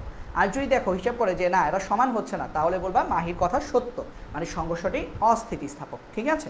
আচ্ছা, বাকি যতটুকু বোঝো নাই সেটা হচ্ছে এখন সিকিউ করলেই বুঝে যাবা ইনশাল্লাহ, ঠিক আছে? আচ্ছা, বাকি সবাই বলছো বা সবাই বুঝছি, ঠিক আছে? আর প্রীতি ভাইয়া তুমি এখন আরেকটু মনোযোগ দাও, ইনশাল্লাহ বুঝে যাবে, এগুলো না বোঝার কিছু নাই। আচ্ছা চলো দেখি আমরা আমাদের প্রথম যে সিকিউটা সেটা আমরা যদি একটু দেখি। আমাদের প্রথম সিকিউ হচ্ছে আমাদের প্রথম সিকিউটা আমি যদি তোমাদের সাথে যদি শেয়ার করি, আমাদের প্রথম সিকিউ কোনটা? এটা অলরেডি ডান, ঢাকা বোর্ড 23, এটা অলরেডি ব্যাংকিংয়ের ম্যাথ করে ফেলেছি, রাজশাহী বোর্ড 23। এটা হচ্ছে আমাদের গতকাল লাস্ট ক্লাসে করেছি জড়তার ভ্রামক। এটা হচ্ছে আমাদের প্রথম, এটা কি প্রথম? না, এটা না, সংঘর্ষের ম্যাথ আমি একটু খুঁজে দেখি। সংঘর্ষের ম্যাথটা আমি একটু খুঁজে আমি তোমাদেরকে দিচ্ছি। সংঘর্ষের প্রথম ম্যাথ কোনটা হতে পারে? সংঘর্ষের প্রথম ম্যাথ আমাদের হচ্ছে, আমার এখানে দেখাচ্ছে সিলেট বোর্ড 2023। আচ্ছা, সিলেট বোর্ড 2023-এ চলে যাই। এই যে সিলেট বোর্ড 2023, এই ম্যাথটা দিয়ে আমরা আজকে আমাদের সিকিউ শুরু করব। সিলেট বোর্ড 2023 কি? সংঘর্ষের আমাদের প্রথম ম্যাথ। ওকে, 2 কেজি এবং 3 কেজি ভরের দুটি বস্তু যথাক্রমে 8 পয়েন্ট, মানে 2 কেজি মানে কি? 2 কেজি মানে হচ্ছে m1, আমি তো বলে দিয়েছি এটা সংঘর্ষের ম্যাথ, তাই না? খালি বোঝো 2 কেজি এবং 3 কেজি ভরের, এটা হচ্ছে m2। দুটি বস্তু যথাক্রমে 8.8 মিটার পার সেকেন্ড, এটা হচ্ছে আমাদের u1, আর আরেকটা কি 1.2 মিটার পার সেকেন্ড, এটা হচ্ছে u2। হ্যাঁ, বেগে বিপরীত দিক থেকে আসে। ভাই একটা কথা মনে রাখবা, বিপরীত দিক থেকে আসতেছে, তার মানে u1 যদি আসে এই দিকে, u2 আসবে তার উল্টা দিকে, এবং বিপরীত দিক থেকে যদি আসে যে কোনো একটাকে মাইনাস ধরতে হবে, একই দিকে না। তো আমরা কি জানি বেগের দিক চেঞ্জ হলে প্লাস মাইনাস দিতে হয়, তাই না? বেগ একটা ভেক্টর রাশি, আমরা ভেক্টর অধ্যায়ে পড়েছি। তাহলে u1 যেদিকে যাচ্ছে u2 তার উল্টা দিকে যাচ্ছে, তার মানে u1 তুমি যদি ধরো 8.8, u2কে ভাইয়া 1.2 ধরা যাবে না, কত ধরতে হবে? -1.2। এটা মাথার মধ্যে সেট করে ফেলো যে u1 আর u2 পরস্পর বিপরীত দিক থেকে আসতেছে। তাহলে বিপরীত দিক থেকে যদি আসে, একই দিকে যদি যায় তাহলে দুইটাই প্লাস, একই দিকে। আর যদি দুইজন যদি পরস্পর বিপরীত দিক থেকে যদি আসে, তাহলে একজনকে প্লাস ধরতে হবে, আরেকজনকে মাইনাস ধরতে হবে, ঠিক আছে? তারপর সংঘর্ষ হয়, সংঘর্ষের পরে দুটি একত্রে মিলিত হয়, তার মানে কি মিলিত বেগ হবে। যেহেতু একত্রে মিলিত হয়ে নির্দিষ্ট দিকে চলতে লাগলো, তারা কিন্তু আলাদা আলাদা হয়ে চলে নাই, মিলিত হয়ে চলতে লাগলো, তার মানে কি মিলিত বেগের কনসেপ্ট আছে এখানে। এটাই বের করতে বলেছে গরুর গতে, সংযুক্ত বস্তু দুটি চূড়ান্ত বেগ কত? চূড়ান্ত বেগ এখানে কি আলাদা আলাদা বেগ না, চূড়ান্ত বেগ হচ্ছে এখানে মিলিত বেগ। তাহলে আমাকে বের করতে বলেছে চূড়ান্ত বেগ কত, অর্থাৎ মিলিত বেগ কত। ঠিক আছে, আশা করি কনসেপ্টটা তোমরা বুঝতে পেরেছো। সিলেট বোর্ড 23, তাহলে চলো আমরা ম্যাথটা করি। দেখো, সিলেট 2023, তাহলে গরুর গতে আমাদের ম্যাথটা কি বলেছে? আমাদেরকে বলেছে যে আমাদের যে মিলিত বেগ, চূড়ান্ত বেগ, এখানে চূড়ান্ত বেগটি মিলিত বেগ, চূড়ান্ত বেগটি মিলিত বেগ। তাহলে মিলিত বেগের সূত্র কি? সুতরাং মিলিত বেগের সূত্র v = কি m1 u1 plus m2 u2 divided by m1 plus m2, এটা সরাসরি ফর্মুলা, ঠিক আছে? আচ্ছা, এখন M1 কত? ভাই একটা বস্তুর ভর ছিল 2 কেজি, একটা ছিল 3 কেজি, তাহলে M1 হচ্ছে আমাদের 2 কেজি। আর U1 কত? 8.8 মিটার পার সেকেন্ড। M2 কত? 3 কেজি। ভাই এইখানে ঝামেলা আছে, U2 কত? প্লাসের দিও না, মাইনাসের দিতে হবে। কেন? কারণ বিপরীত দিক থেকে আসছে। তুমি যদি U1-কে যদি প্লাসের 8.8 ধরো, U2-কে মাইনাসের 1.2 ধরতে হবে। ঠিক আছে? M1 কত? 2 কেজি, M2 কত? 3 কেজি। যদি এটা তোমরা যদি হিসাব করো তাহলে তোমাদের আনসার আসবে 2.8 metre per second. 2.8 metre per second, অর্থাৎ মিলিত অবস্থায় তাদের যে বেগ অথবা তাদের যে চূড়ান্ত বেগ সেটা ছিল 2.8 মিটার পার সেকেন্ড। ঠিক আছে, চলো তারপর আমরা ঘ নাম্বারটা দেখি। উক্ত সংঘর্ষ স্থিতিস্থাপক না অস্থিতিস্থাপক? ঠিক আছে, যাদের যাদের কনফিউশন এখনই ক্লিয়ার হয়ে যাবে। সংঘর্ষ স্থিতিস্থাপক না অস্থিতিস্থাপক সেটা বের করার শর্ত কি? সামেশন অফ ইকে আই আর সামেশন অফ ইকে এফ যদি সমান হয় তাহলে স্থিতিস্থাপক, আর যদি সমান না হয় তাহলে অস্থিতিস্থাপক, তাই না? আচ্ছা লিখি। আমরা জানি বা লিখি যে সংঘর্ষ বা স্থিতিস্থাপক সংঘর্ষ হওয়ার শর্ত, স্থিতিস্থাপক সংঘর্ষ হওয়ার শর্ত, স্থিতিস্থাপক সংঘর্ষ হওয়ার শর্ত, স্থিতিস্থাপক সংঘর্ষ হওয়ার শর্ত কি? সামেশন অফ ইকে আই, তার মানে আদি গতিশক্তি equal to EK F, summation of EK F, শেষ গতিশক্তি হতে হবে। আর যদি না হয় তাহলে কি বলবো? অস্থিতিস্থাপক। ওটা লেখার দরকার নেই, তাও যেহেতু নতুন নতুন শিখছ ওটাও লিখে দিই। আবার অস্থিতিস্থাপক সংঘর্ষ হওয়ার শর্ত, আবার অস্থিতি, কিন্তু পরীক্ষায় যে কোনো একটা লিখলেই চলবে, হ্যাঁ, স্থিতিস্থাপকটা লিখলেই চলবে। অস্থিতিস্থাপক সংঘর্ষ হওয়ার শর্ত, অস্থিতিস্থাপক সংঘর্ষ হওয়ার শর্ত কি? Summation of EK I is not equal to summation of EK F হতে হবে। ঠিক আছে, এখন চলো আমরা দেখি এখানে আমাদের প্রশ্নে সামেশন অফ ইকে আই সমান কত বের হয় দেখি। ইকে আই এর ফর্মুলা কি ছিল? Half M1 U1 square plus half M2 U2 square, এইটা ছিল, তাই না? আচ্ছা, এখন হাফ M1 এর মান কত? 2 কেজি, U1 এর মান কত? 8.8 হোল স্কোয়ার গেল, প্লাস হাফ M2 মান হচ্ছে 3 কেজি, আর U2-র মান কত? U2-র মান হচ্ছে -1.2। এইটা কিন্তু মাথায় রাখো, প্লাসের দিয়ে দিও না, কারণ এটা বিপরীত দিক থেকে আসতেছে। তাহলে এটা যদি তোমরা যদি হিসাব করো তাহলে তোমাদের আনসার আসবে ৭৯.৬ জুল। ঠিক আছে, ৭৯.৬ জুল। তাহলে সংঘর্ষের আগে বস্তু দুইটার মোট গতিশক্তি ছিল ৭৯.৬ জুল। এখন আমরা দেখব সংঘর্ষের পরে কত আসে। হ্যাঁ, সংঘর্ষের পরে বস্তু দুটি আমাদের কিভাবে চলেছে? মিলিত বেগে চলেছে। তাহলে মিলিত বেগের ফর্মুলাটা একটু আগে লিখে দিয়েছিলাম, মনে আছে? এই যে দেখো, উপরে যাই, এই যে মিলিত বেগের ফর্মুলা, এই যে এইটা হাফ M1, এই যে সংঘর্ষের পরে কত? সংঘর্ষের পরে হচ্ছে হাফ ভি স্কোয়ার, যদি মিলিত বেগ হয় half V square into M1 plus M2। আচ্ছা, যদি এইভাবে যদি পরীক্ষায় যদি মনে না থাকে যে ভাই আমার কোনোভাবেই মনে থাকে না সূত্রটা, সমস্যা নাই, তাহলে এইভাবে লেখো। সংঘর্ষের পরে কী হবে? Half M1 V1 square plus half M2 V2 square. এটা তো মনে থাকবে যে সংঘর্ষের পরে বেগ হয় V1 এবং V2। তারপর মানে দুইটা লাইন বেশি লিখতে হবে আর কি। হাফ M1 V1-এর জায়গায় কী বসাবা? V স্কোয়ার, M2 V2-র জায়গায়ও কত বসাবা? V স্কোয়ার, কারণ মিলিত বেগ। তাহলে এখান থেকে হাফ V স্কোয়ার কমন নিলে M1 প্লাস M2। তার মানে যদি মনে থাকে সরাসরি এই সূত্রটায়, মানে যে লাইনটা এখন লিখলাম সে লাইনটা লিখতে পারো, আর যদি মনে না থাকে তাহলে উপর থেকে লিখে আসবা। ঠিক আছে, আচ্ছা, এখন হাফ ভি এর মান কত? 2.8 হোল স্কোয়ার, এটা আমরা গরুর গতে পেয়েছি, ইন্টু M1 কত? 2 কেজি, M2 কত? 3 কেজি। যদি হিসেব করো এই মানটা আমাদের কত আসবে? এই মানটা আসবে আমাদের 19.6, 19.6 জুল। তাহলে কি সমান হয়েছে? হয়নি। ইকে আই ছিল ৭৯.৬, ইকে এফ এসেছে আমাদের 19.6। তো আমরা বলবো যেহেতু summation of EK I is not equal to summation of EK F, অর্থাৎ সংঘর্ষের পূর্বে গতিশক্তি এবং সংঘর্ষের পরে গতিশক্তি যেহেতু সমান নয়, সেহেতু আমরা কমেন্ট লিখে দিব সংঘর্ষটি অস্থিতিস্থাপক, সংঘর্ষটি অস্থিতিস্থাপক। তো এই ম্যাথটা সবাই ক্লিয়ারলি বুঝতে পেরেছো কি না? ভাইয়াকে বলো। যদি এটা যদি বুঝতে পারো তাহলে আজকের ক্লাস নেওয়া সার্থক আমাদের। আসলে আজকের ক্লাস থেকে মানে এখন যাদের মাথা ফ্রেশ থাকবে, যারাকে চিন্তা করতে পারছো, তোমরা বাকি যে কোনো ম্যাথ আসলে নিজেরাই করতে পারবে। ঠিক আছে, তো এই অঙ্কটা সবাই ক্লিয়ার কিনা আমাকে একটু জানাও, দ্রুত জানাও। দ্রুত জানাও। ঠিক আছে, প্রীতি বলছো পরে, বুঝতে পারছি। ঠিক আছে, হ্যাঁ সারাও বের করছিলেন 2.8 মিটার পার সেকেন্ড। গুড, নবনী বুঝতে পেরেছি, সারা ক্লিয়ার। ঠিক আছে, সবাই যদি ক্লিয়ার, সবাই যদি বুঝে থাকি, আমরা তাহলে পরের সিকিউতে যাই। ঠিক আছে, পরের সিকিউতে যাই। পরের সিকিউতে আমরা যদি দেখি, আমরা আমাদের পরের সিকিউটা আমরা যদি একটু যে দেখি, পরের সিকিউ আমাদের কোনটা আছে। পরের সিকিউ আমরা এখানে 23-এ আমাদের হচ্ছে এই রিলেটেড সিকিউ নাই বললেই চলে। আমরা একটু চট্টগ্রাম বোর্ড 2022-এরকে একটা ঢু মেরে আসি। হ্যাঁ, চট্টগ্রাম বোর্ড 2022, এই যে চট্টগ্রাম বোর্ড 2022, এই যে মাহির কথা বলছিলাম, ছাত্র মাহি, এই দেখো মাহির অঙ্কটা চলে আসছে। দেখো 72 কিলোমিটার পার আওয়ার বেগে চলমান, 72 কিলোমিটার পার আওয়ার বেগে চলমান। তার মানে কি, এটা হচ্ছে 72 কিলোমিটার, এটা কি, এটা হচ্ছে আদি বেগ ইউ1, এটাকে তুমি কি করবা, মিটার পার সেকেন্ডে নিবা। ঠিক আছে, ইউ1 চলমান 1800 কেজি ভরের একটি গাড়ি, এটা হচ্ছে M1, সামনে দাঁড়িয়ে থাকা, আচ্ছা দাঁড়িয়ে আছে মানে কি, সে স্থির, ইউ2 কত, 0, সে দাঁড়িয়ে আছে।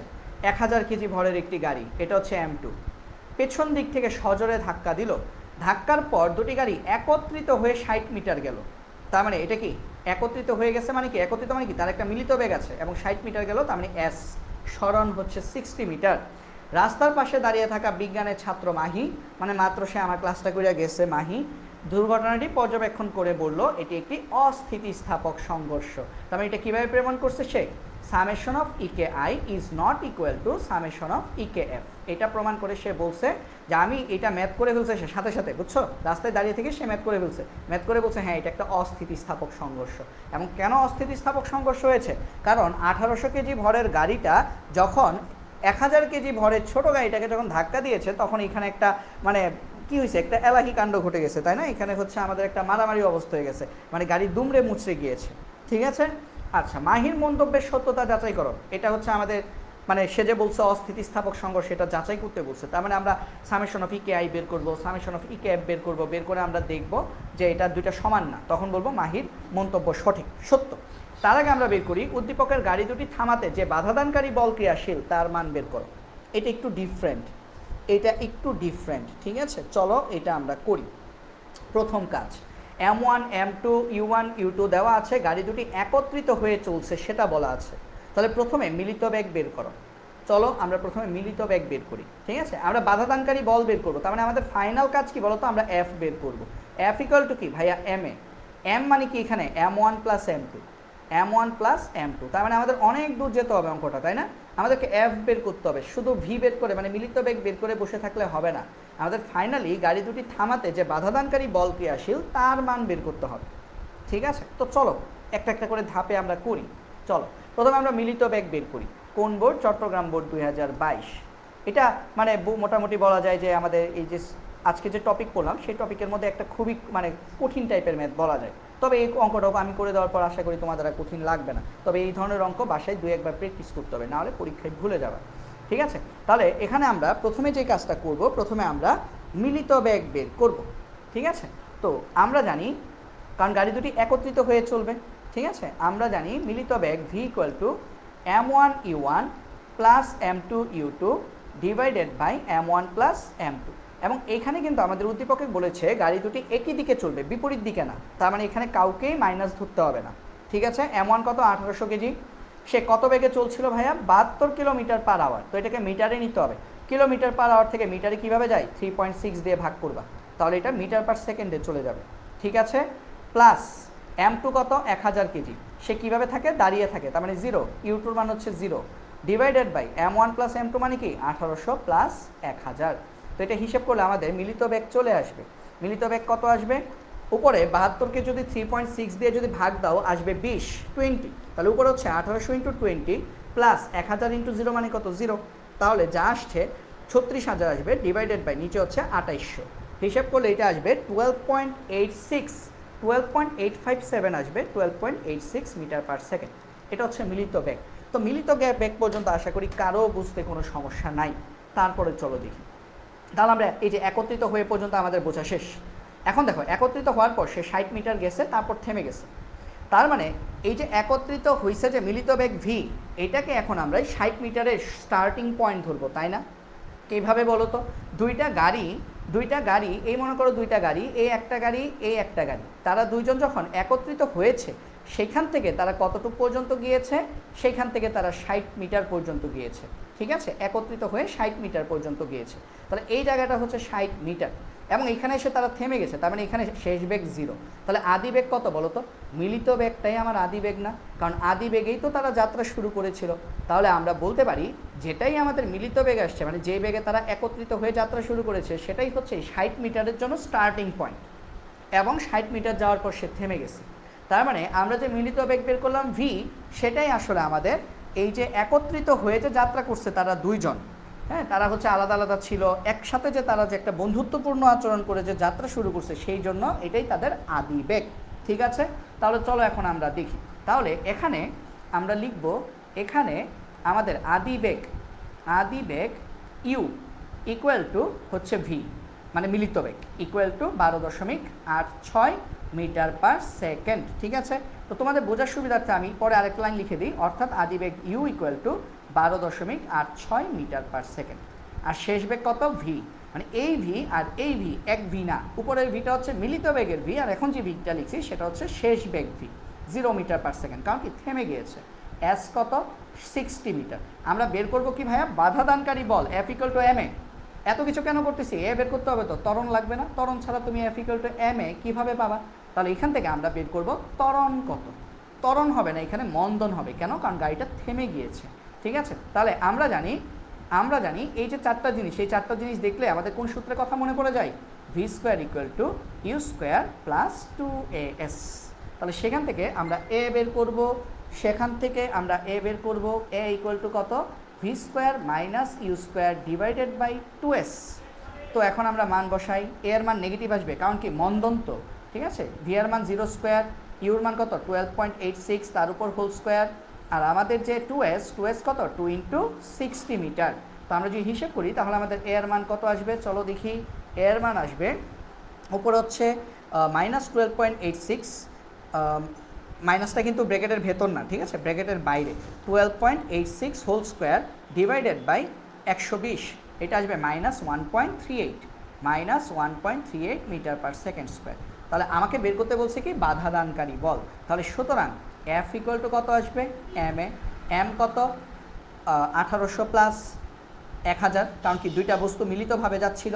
আচ্ছা, তোমাদের বোঝার সুবিধার্থে আমি এম সমান m1 প্লাস m2 লিখে দিই, তাহলে আর ঝামেলা হবে না। m1 প্লাস m2, এটা হচ্ছে মোট ভর, কারণ তারা একত্রিত হয়ে যাচ্ছিল। তাহলে যদি বাধা দিতে হয়, দুজনকে একসাথে বাধা দিতে হবে।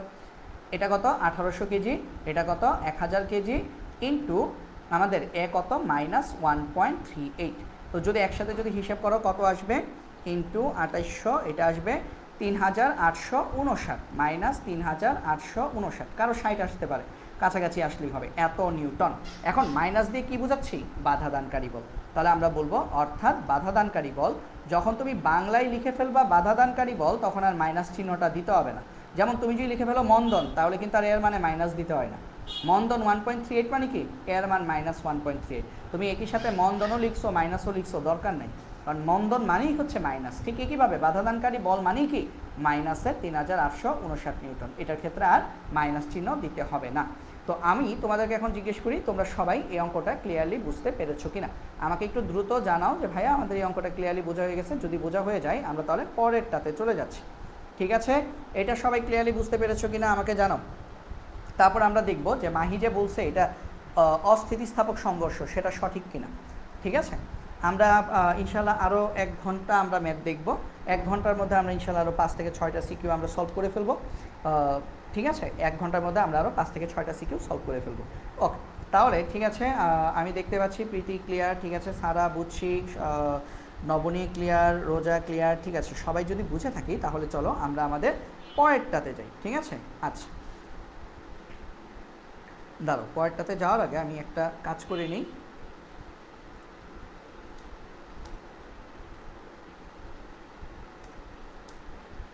আচ্ছা ঠিক আছে, তাহলে আমরা যদি আমাদের পরের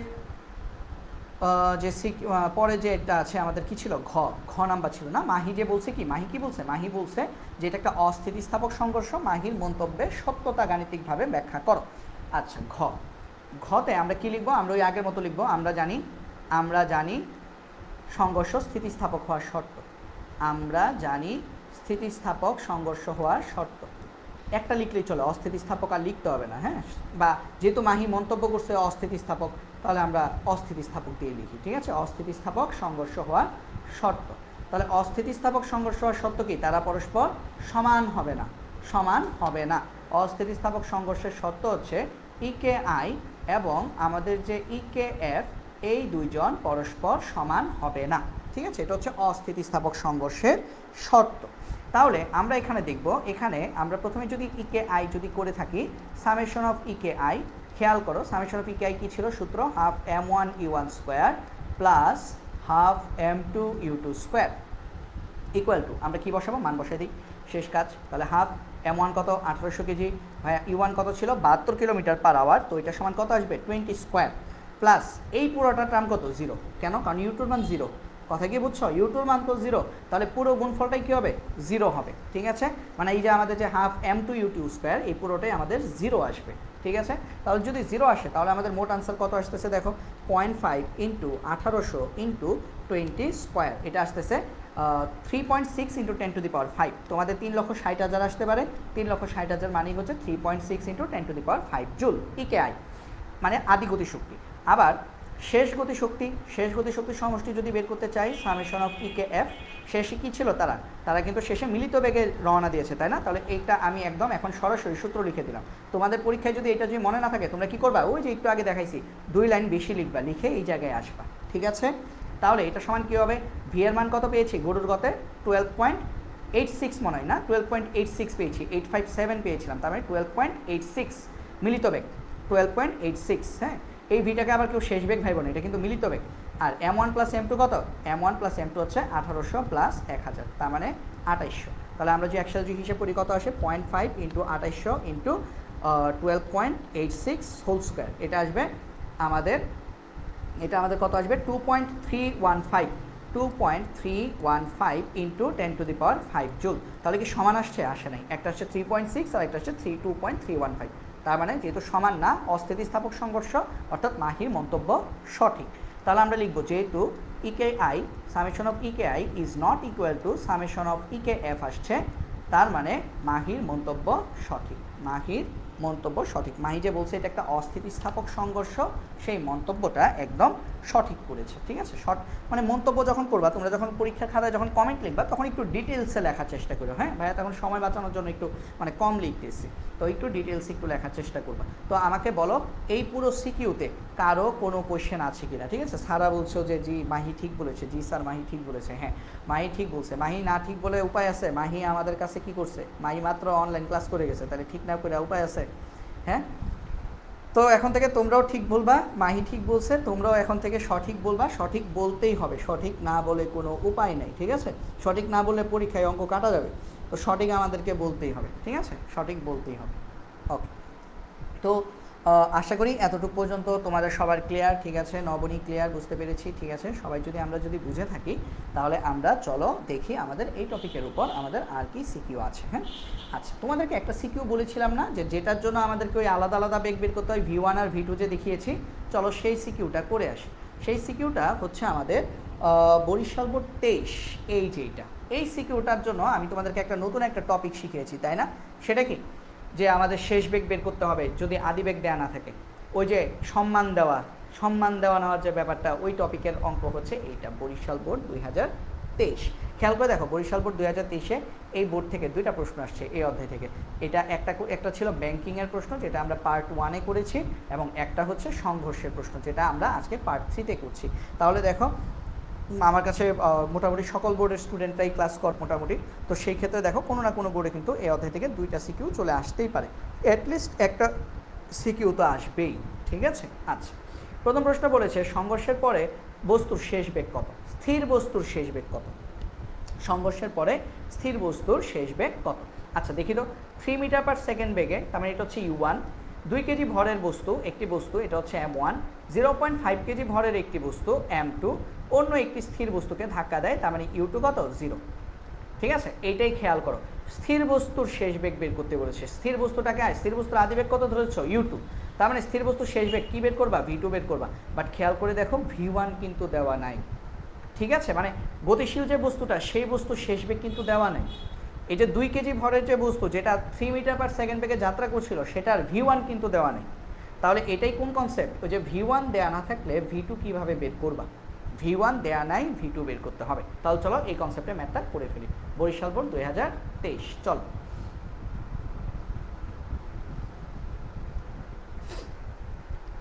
বরিশাল 23।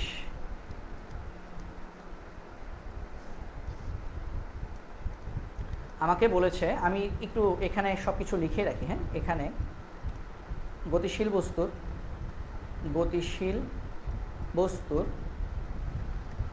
বস্তুর আদিবেগ U1 কত দেওয়া আছে, U1 দেওয়া আছে আমাদের 3 মিটার পার সেকেন্ড, একটু ডিটেলসে করে দিই। তারপর গতিশীল বস্তুর ভর M1 2 কেজি, তারপর স্থির বস্তুর, যেটা স্থির ছিল, স্থির বস্তুর আদিবেগ তো 0 কারণ সে স্থির ছিল, তো আদিবেগ U2 সমান হচ্ছে 0 মিটার পার সেকেন্ড। আর স্থির বস্তুর ভরটা কত ছিল, M2, সেটা হচ্ছে আমাদের 0.5 কেজি। আমাকে গতিশীল বস্তুর শেষ বেগ দেওয়া নেই, V1 দেওয়া নাই, আমাকে বলছে স্থির বস্তুর শেষ বেগ কত, শেষ বেগ V2 ইকুয়াল টু হোয়াট, যেহেতু স্থির বস্তুর আদিবেগকে U2 ধরে নিয়েছি, শেষ বেগ হচ্ছে কি V2। তো এটা আমরা কোন সূত্র দিয়ে করবো ভাইয়া, এটা আমরা করবো আমাদের বিখ্যাত V2 ইকুয়াল টু, এই যে এরকম দুইটা টান দিয়ে নিতে বলছিলাম, দুইটা টান দিয়ে নিব আমরা। V2 ইকুয়াল টু, এখানে একটা টান, এখানে একটা টান, নিচে হচ্ছে M1 প্লাস M2, এখানেও হচ্ছে আমাদের M1 প্লাস M2, এখানে V2 সমানে U2, তাহলে এখানে চলে আসবে U1, এখানে হচ্ছে M2 মাইনাস M1, আর এখানে হচ্ছে 2M1। এই হচ্ছে আমাদের ফর্মুলা। তো এই ফর্মুলাতে আমি সব কিছু বসাই দিব। দেখো এই ফর্মুলাতে কিন্তু V1 লাগবে না, V1 নাই, লাগবে না, ঠিক আছে। আচ্ছা, তাহলে এটা সমান কত আসবে আমাদের, U2 কত ভাইয়া, U2 কিন্তু 0। আচ্ছা, U2 যদি 0 হয় আমাকে বলো তো, এই যে পুরো টার্মটাই কী হয়ে যাবে, 0 হয়ে যাবে না? এটা আমি কাটি নাই, এটা দিয়ে কি বোঝাচ্ছি, পুরো টার্মটাই 0, কারণ U2 তো 0, তাই না? U2 0, তাহলে U2 0 হলে 0-র সাথে যাই গুণ ভাগ যাই করো সবই 0 আসবে। এটা কাটা না, এটা দিয়ে, এটা তীর চিহ্ন দিয়ে বুঝাইছি, এই পুরো টার্মটাই হচ্ছে আমাদের 0, প্লাসের আগে যা আছে সব সমান 0, ঠিক আছে। পরীক্ষা এই টার্মটা দিও না, মানে তোমাদেরকে দেখানোর জন্য আমি বুঝালাম এটা হচ্ছে 0, ঠিক আছে। তাহলে এটা 0 হয়ে গেল, তাহলে বাকি অংশ নিয়ে কাজ করবো। তাহলে এখানে 0 লিখি, হ্যাঁ, প্লাস 2 M1 কত, 2 কেজি ইন্টু U1 কত, U1 হচ্ছে 3 metre per second, M1 plus M2, M1 কত 2 কেজি, M2 কত 0.5 কেজি। তা আমরা যদি হিসাব করি আমাদের আনসারটা কত আসবে, আমাদের আনসারটা আসবে 2 দুগুণে 4, 3 4 12 ডিভাইডেড বাই 2.5, তো আমাদের আনসার আসবে 4.8 মিটার পার সেকেন্ড। তাহলে যে বস্তুটা শুরুতে স্থির ছিল, ধাক্কা খাওয়ার পর তার শেষ বেগ বেড়ে 4.8 হয়ে গেছে, ঠিক আছে। ধাক্কা খাওয়ার পর তার বেগটা বেড়ে 4.8 হয়ে গেছে। যদিও আমাদেরকে বলে নাই যে ধাক্কা খাওয়ার পর মানে আদি বস্তু মানে গতিশীল বস্তুর শেষ বেগ কত, তাও ভাইয়া বের করে দিই যাতে করে আমরা বুঝতে পারি, হ্যাঁ। আচ্ছা, আরেকটা অংশ একটু এক্সট্রা করতেছি যেটা আমাদের প্রশ্নে নাই, ঠিক আছে, তাও করতেছি। আবার V1 কত, মানে গতিশীল বস্তুর শেষ বেগ, এটা কিন্তু আমাদের সিকিউতে নাই, বাট এটা আমি তোমাদেরকে করে দিচ্ছি জাস্ট একটা কনসেপ্ট বোঝানোর জন্য।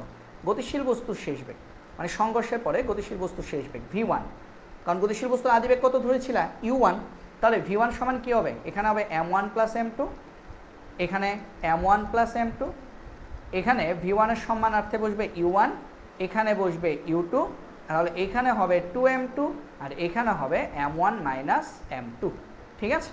আচ্ছা, তাহলে এইখানেও আবার খেয়াল করো U2 কোথায়, এইখানে, তার মানে এই পুরো টার্মটা কত আসবে 0, কারণ U2 0। তাহলে বাকি অংশটা কি আসবে দেখো, M1 মাইনাস M2, M1 কত 2 কেজি, M2 কত 0.5 কেজি, তাহলে নিচেও কত 2 প্লাস 0.5 ইন্টু U1 কত, U1 হচ্ছে আমাদের 3 মিটার পার সেকেন্ড, প্রথম বস্তুর মানে গতিশীল বস্তুর আদি বেগ। হিসাব করলে এটা কত আসবে 1.5, এটা হচ্ছে 2.5 ইন্টু 3, তো হিসাব করলে আমাদের কত আসছে চলো দেখি। উপরে 4.5, কারণ 1.5কে 3 দিয়ে গুণ করলে 4.5, নিচে হচ্ছে 2.5, 1.8 মিটার পার সেকেন্ড। এটা কিন্তু আমাদের সিকিউতে নাই, বাট ভাইয়া কেন তোমাদের দেখাইছি একটু বলতেছি। আমি তোমাদের আজকে ক্লাসের একদম শুরুতে একটা কনসেপ্ট বলছিলাম, মনে আছে? একদম শুরুতে বলছিলাম কি বলতো, যে U1 U2 থেকে বেশি হয়, আরেকটা কি বলছিলাম, V1 থেকে V2 বেশি হয়। এই কনসেপ্টটা কিন্তু আজকে একদম প্রথম স্লাইডে আমি তোমাদের পড়িয়েছি। তাহলে দেখো তো বেশি হয়েছে কিনা, U1 U2 থেকে বেশি। ভাই U2 0 ছিল আর U1 ছিল কত 3, মানে এই অঙ্কের জন্য আমি যদি এটাকে যদি টান দিয়ে যদি লেখাই তাহলে U1 ছিল 3 মিটার পার সেকেন্ড আর U2 কত ছিল 0, তার মানে ঠিক আছে। আবার এটার জন্য দেখো তো V1 আমরা কত পেয়েছি, V1 পেয়েছি 1.8 মিটার পার সেকেন্ড মাত্র, আর V2 যেটা আগে পেলাম সেটা কত পেলাম 4.8 মিটার পার সেকেন্ড। তাহলে খেয়াল করে দেখো তো আমাদের লজিক এবং ম্যাথ সেম কথা বলতেছে, তার মানে কি লজিকটা সঠিক। এই জন্য আমি দুইটা পার্ট একসাথে করালাম যে U1 আর U1 U2 থেকে বড় হয়, আমরা ম্যাথও পাইলাম এইটা, আবার V1 V2 থেকে ছোট হয়, আমরা ম্যাথ করেও পেলাম এটা 1.8 কিন্তু 4.8 থেকে ছোট হয়। তো এখন আমাকে তোমরা সবাই একটু বলো পুরো অঙ্কের কনসেপ্টটা তোমরা ক্লিয়ারলি ধরতে পেরেছো কিনা, ঠিক আছে? পুরো অঙ্কের কনসেপ্টটা আমরা ক্লিয়ারলি ধরতে পেরেছি কিনা সেটা একটু দ্রুত আমাকে জানাও। আচ্ছা, তো আমি দেখতে পাচ্ছি আমাদের সাথে কে যুক্ত হয়েছে, সাদিয়া খান যুক্ত হয়েছে। তো সবাই আশা করি বুঝতে পেরেছি। প্রীতি বলছো ঠিক আছে, আচ্ছা। এরপর বাকি সবাই ক্লিয়ারলি আমরা ধরতে পেরেছি কিনা কনসেপ্টটা আমাকে একটু জানাও, কারণ তারপর আমরা কি করব, তারপর আমরা এটা যে ঘ নাম্বার প্রশ্নটা আছে বরিশাল বোর্ড 23-এর ঘ নাম্বার প্রশ্নটা করব। বরিশাল বোর্ড 23-এ যে ঘ নাম্বার প্রশ্ন আসছে সেটা করব, ঠিক আছে? সারাও বুঝতে পেরেছি, রোজা বুঝছি, ঠিক আছে। তাহলে সবাই যদি বুঝে থাকে চলো তাহলে আমরা এখন ঘ নাম্বার অঙ্কটাতে চলে যাই। ঘতে আমাদের কি বলেছে চলো দেখি। ঘতে আমাদের বলেছে উদ্দীপকের গতিশীল বস্তুর ভর স্থির বস্তুর তুলনায় অনেক বেশি হলে, মানে কি গতিশীল বস্তুর ভর কি M1, এটা যদি স্থির বস্তুর তুলনায় অনেক অনেক বেশি হয় তাহলে বস্তুদ্বয়ের শেষ পরিণতি কী হবে, সংঘর্ষের পর বস্তুদ্বয়ের পরিণতি কী হবে। এই ম্যাথটা বাসায় কয়েকবার পড়বা, মানে পারলে 1 মাস পরে পরে একবার পড়বা, তাহলে এটা মনে থাকবে, ঠিক আছে? চলো আমি করে দিই। গতিশীল বস্তুর ভর স্থির বস্তুর চেয়ে অনেক অনেক বেশি হলে সংঘর্ষের পর বস্তুদ্বয়ের পরিণতি কী হবে। পরিণতি কী হবে আমি অঙ্কটা করার আগেই তোমাদেরকে বলে দিই কী হবে পরিণতি হবে এরকম, পরিণতিটা হবে এরকম যে লিখে রাখো, যদি যেহেতু গতিশীল বস্তুর ভর M1, গতিশীল বস্তুর ভর কি M1, গতিশীল বস্তুর ভর M1 অনেক অনেক বড় স্থির বস্তুর তুলনায়, স্থির বস্তুর ভর M2 এর তুলনায় যেহেতু গতিশীল বস্তুর ভর M1 অনেক অনেক বেশি। হ্যাঁ, আচ্ছা কি হবে আগে সেটা আগে আমি মানে স্পয়লার দিয়ে দিই। হ্যাঁ, স্পয়লারটা হচ্ছে এরকম, মানে যখন সংঘর্ষ হয়ে যাবে তখন গতিশীল বস্তুর আদি বেগ আর গতিশীল বস্তুর শেষ বেগ সমান থাকবে। কি বললাম, গতিশীল বস্তুর আদি বেগ যা থাকবে গতিশীল বস্তুর শেষ বেগও তাই থাকবে। U1 ধরছি, আর স্থির বস্তুর ভর কি ধরছি M2, তাহলে স্থির বস্তুর আদি বেগ কি U2, এটা তো 0, আর স্থির বস্তুর যে শেষ বেগ মানে V2 সেটা গতিশীল বস্তুর আদি বেগের দ্বিগুণ হবে। আমরা এই দুইটা আনসারই পাবো, অঙ্কটা করলে আমরা এই দুইটা আনসারই পাবো। কথা কি বোঝা গেছে? আমরা একটা আনসার পাবো U1 সমান V1 আর V2 সমান 2U1। তার মানে গতিশীল বস্তুটা যে বেগে চলছিল সে বেগেই চলবে, আর স্থির বস্তুটা স্থির ছিল কিন্তু সে সংঘর্ষের পর ধাক্কা খাওয়ার পর কী হবে, কারণ তার ভর যেহেতু খুবই কম, গতিশীল বস্তুর তুলনায় তার ভর যেহেতু খুবই কম, ধাক্কা খাওয়ার পর সে গতিশীল বস্তুর আদি বেগের দ্বিগুণ বেগে উড়ে যাবে। ব্যাপারটা একটু বোঝো। মনে করো একটা ট্রাক ড্রাইভারের ট্রাকের নিচে একটা বিড়াল মারা গেছে, ট্রাক ড্রাইভার টেরও পাবে না। তার মানে কি ট্রাক ড্রাইভার গতিশীল বস্তু ছিল, বিড়ালটা ছিল একদম, বিড়ালের ভর ট্রাকের তুলনায় অনেক অনেক নগণ্য। তাহলে স্থির বিড়ালটাকে ট্রাক যখন ধাক্কা মেরেছে ট্রাক ড্রাইভার সেটা বুঝতেও পারেনি, কারণ কি U1 = V1, ট্রাকের গতি চেঞ্জ হয় নাই। চেঞ্জ হইলে একটা ঝাঁকি খাইলে সে বুঝতো যে আরে কী পড়লো, বোঝা গেছে? কিন্তু বিড়ালের কী অবস্থা হবে, সে স্থির ছিল কিন্তু ট্রাকের ধাক্কা খেয়ে সে 2U1 বেগে, মানে ট্রাক যদি 20 কিলোমিটার/আওয়ার বেগে যদি চলে, বিড়ালটা প্রায় 40 কিলোমিটার/আওয়ার বেগে উড়ে ছিটকে পড়বে। এটাই হচ্ছে কনসেপ্ট। তো আমরা নর্মালি এটাই দেখি, তাই না? আমরা রাস্তাঘাটে হাঁটি, মনে করো আমাদের পাড়ায় পড়ে কোনো একটা কাগজ এদিক থেকে ওদিক চলে গেল, একটা কাগজের টুকরা, এতে করে কিন্তু এটা কিন্তু আমাদের গতি রোধ করতে পারে না, তাই না? কিন্তু কাগজের টুকরোটা দেখো, আমরা যে বেগে হাঁটি তার থেকে দ্বিগুণ বেগে সে উড়ে যায়, সে চলে যায়, ছিটকে পড়ে। এটাই হচ্ছে আসলে আমাদের কনসেপ্ট। তাহলে চলো দেখি আমরা, তাহলে যদি এমন হয় যে M1 M2 থেকে অনেক অনেক বড়, ঠিক আছে, তাই আমরা কয়েকটা কনসেপ্ট পাই, এগুলো সব পরীক্ষার খাতায় লিখতে হবে, মানে সবুজটা লিখবা না, বাট এখন যা লিখছি তা লিখবা। কী কী কনসেপ্ট পাই? M1 এবং M2 এর যোগফল প্রায় M1 এর সমানই হবে। কেন বলো তো? কারণ M1 মনে করো 1 কোটি আর M2 মনে করো মাত্র 1, তাহলে 1 কোটি 1 টাকা তুমি বলবা, তোমার কাছে মনে করো যে 1 কোটি 1 টাকা থাকে, তুমি কি বলবা? বলবা যে 1 কোটি 1 টাকা। এটা কি কাবিন পাইছো, দেনমোহর পাইছো যে 1 কোটি 1 টাকা দেনমোহর ধার্য করিয়া বলেন? হ্যাঁ, এরকম তো আর না। তার মানে কি? তার মানে হচ্ছে আমাদের 1 কোটির সাথে 1 যোগ করলেও যা, না যোগ করলেও তা। তাহলে বস্তু, গতিশীল বস্তুর ভর যদি স্থির বস্তুর ভরের তুলনায় অনেক অনেক বেশি হয়, তাহলে তাদের দুইজনের ভরের যোগফলকে আমরা গতিশীল বস্তুর ভর বলেই চালিয়ে দিতে পারবো। আবার তাদের বিয়োগফলটাকেও আমরা কি করতে পারবো? বিয়োগফলটাকেও, ওটা আমাদের আসলে কিছু আসবে যাবে না। যেমন মনে করো 1 কোটি থেকে তুমি যে 1 টাকা যদি দান করে দাও, আমি যদি তোমাকে বলি এখন তোমার কাছে কত টাকা আছে, তুমি বলবা যে ভাইয়া আমার কাছে এখন 99,99,999 টাকা আছে। তুমি বলবে এতক্ষণ বলবো 1 টাকার জন্য? আমার কাছে ভাইয়া এখন 1 টাকাই আছে। কথা কি বুঝতে পারছো? ঠিক আছে। তারপর দেখো, তারপর যদি m2 - m1 করো, তাহলে সেটা সমান প্রায় -m1 হবে। কারণ কি? ছোটোটা থেকে বড়টা বিয়োগ করছো, তাহলে চিহ্ন বিয়োগের ক্ষেত্রে চিহ্নটা কার হয়? যে বড় তার চিহ্নটা হয়, তাহলে -m1 হবে। আর যদি ছোটোটা থেকে যদি বড়টাকে যদি ভাগ করো, তাহলে সেটা আমরা পাবো অলমোস্ট 0। কেন বলো তো? 1কে তুমি যদি 1 কোটি দিয়ে যদি ভাগ করো, তাহলে কি পাবা? 0 পয়েন্ট অনেকগুলো 0 পাবা, তারপরে 1 পাবা, তাহলে ওটা সমান 0ই বলা যায়। তো এই কনসেপ্টটা কিন্তু পরীক্ষার হলে তোমাকে লিখতে হবে, এটা লিখতে হবে। ঠিক আছে। এখন চলো তাহলে আমাদের শেষ পরিণতি কী হবে সেটা বের করি। তাহলে সংঘর্ষের পরে আমাদের শেষ পরিণতি কী হবে? তো তার আগে আমি লিখে নিই যে ধরি সংঘর্ষের আগে স্থির বস্তুর আদিবেগ, বা আমরা বলি যে স্থির বস্তুর আদিবেগ, মানে এটা কি সংঘর্ষের আগে স্থির বস্তুর আদিবেগ, এটা ধরে নাও আমরা u1। স্থির বস্তুর আদিবেগ, হ্যাঁ, স্থির বস্তুর আদিবেগ, স্থির বস্তুর আদিবেগ, এটাকে ধরে নাও u2। u2 = কত? 0। তাহলে গতিশীল বস্তুর আদিবেগ কত? u1। এটা তো আর 0 না, একটা মান থাকবে অবশ্যই, বাট আমরা এখানে 3 বসাবো না, মানে আমাদের উদ্দীপকের মান বসাবো না, কারণ এখানে উদ্দীপকের কোনো কাজ নাই। এটা হচ্ছে u1। ঠিক আছে। তাহলে সংঘর্ষের পর গতিশীল বস্তুর বেগ, তাহলে সুতরাং সংঘর্ষের পর গতিশীল বস্তুর বেগ, গতিশীল বস্তুর বেগ কত আসবে? আমি বলছি না v1 = u1 আসবে, তাই না? গতিশীল বস্তুর বেগ v1 = কত আসবে?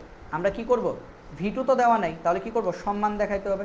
তো এটার জন্য আমরা লিখব m1 + m2, এখানে আমরা বসাবো u1, এখানে বসাবো আমরা m1 + m2, এখানে আমরা বসাবো কি? u2। আচ্ছা, একটু ছোট করে দিই। এখানে আমরা বসাবো কি? এখানে আমরা বসাবো u2, এখানে আমরা বসাবো 2m2, আর এখানে বসাবো m1 - m2। এখন আমরা এই ডাটাগুলো উপরে যে একটা বক্স করছি সেখান থেকে নিব। হ্যাঁ, উপরে বক্সে দেখো m1 + m2 সমান কত? m1। তাহলে m1 + m2 সমান আমরা এখানে m1 বসাইতে পারি। ঠিক আছে। u1 সমান কত? u1ই রাখলাম। u2 কত? 0। আমরা লিখছি না একটু আগে, এই যে দেখো স্থির বস্তুর আদিবেগ u2 = 0। তাহলে u2 যদি 0 হয়, তাহলে এই পুরো টার্মটাই আমাদের কী হয়ে যাবে?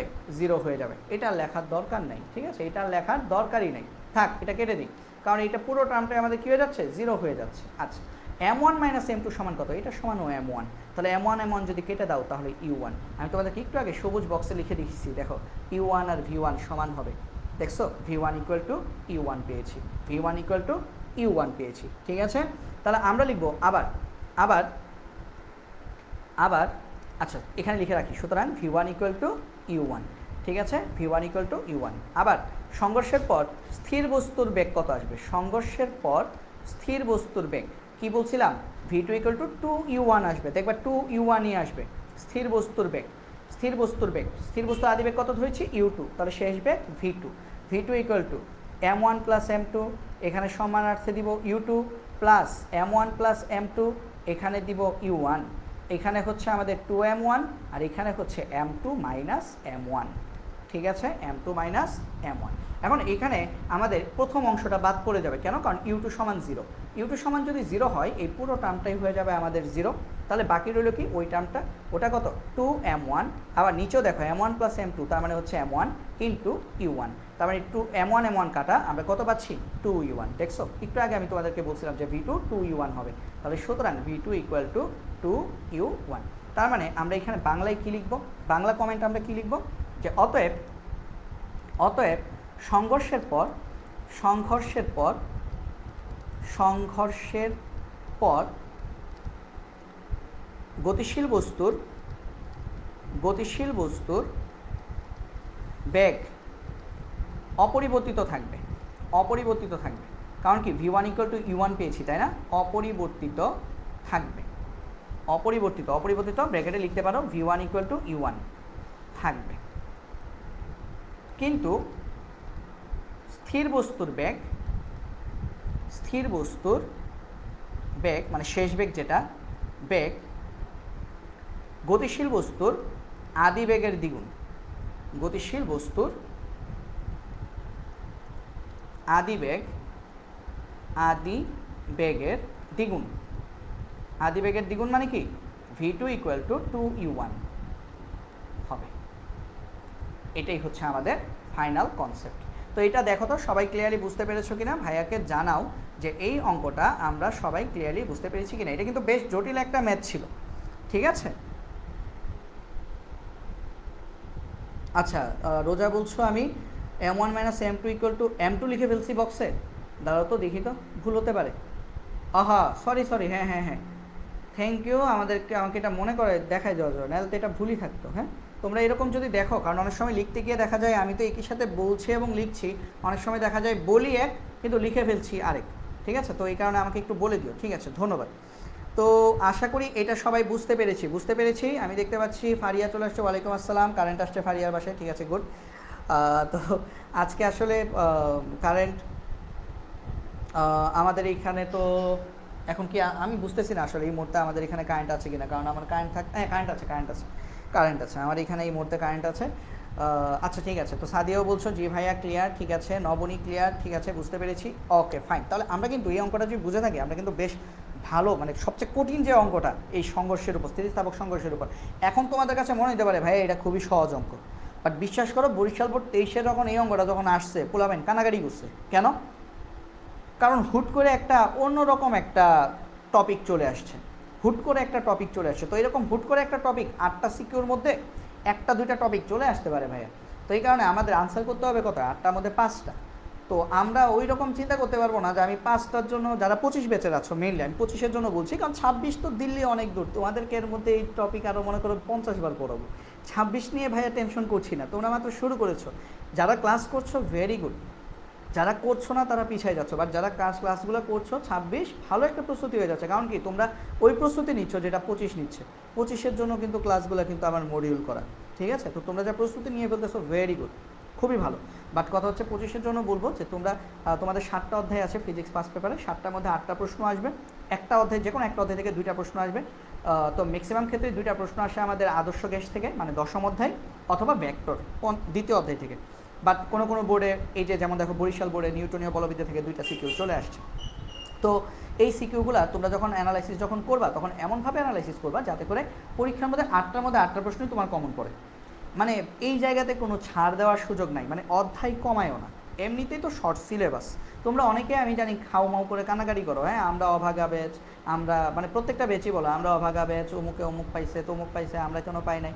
ভাইয়া এখনও 7 মাস সময় আছে, যে কিছুই পড়ে নাই 7 মাস পরে গোল্ডেন এ প্লাস পাওয়া যায়। পড়ার মতো পড়াশোনা করো, 7 মাস এনাফ গোল্ডেন এ প্লাস পাওয়ার জন্য। তুমি তোমার নিজের একটা টাইমলাইন বানাই নাও, তুমি একটা ওই টাইম অনুযায়ী তুমি পড়াশোনা করো, গোল্ডেন এ প্লাসের বড় কিছু থাকলে ওইটাও পাবা তুমি। কিন্তু কথা হচ্ছে আমরা তো পড়াশোনা করতে বসি না, ঠিক আছে, পড়াশোনাটা আমাদেরকে একটু ভালো করে করতে হবে, ওকে। তো পড়াশোনায় একটু মনোযোগ দাও এবং ভালো কাজে মনোযোগ দাও, ভালো কাজ যখন করবে তখন পড়াশোনায় মনোযোগ এমনিই চলে আসবে, ঠিক আছে। আচ্ছা চলো আমরা আমাদের পরের সিকিউটা দেখি।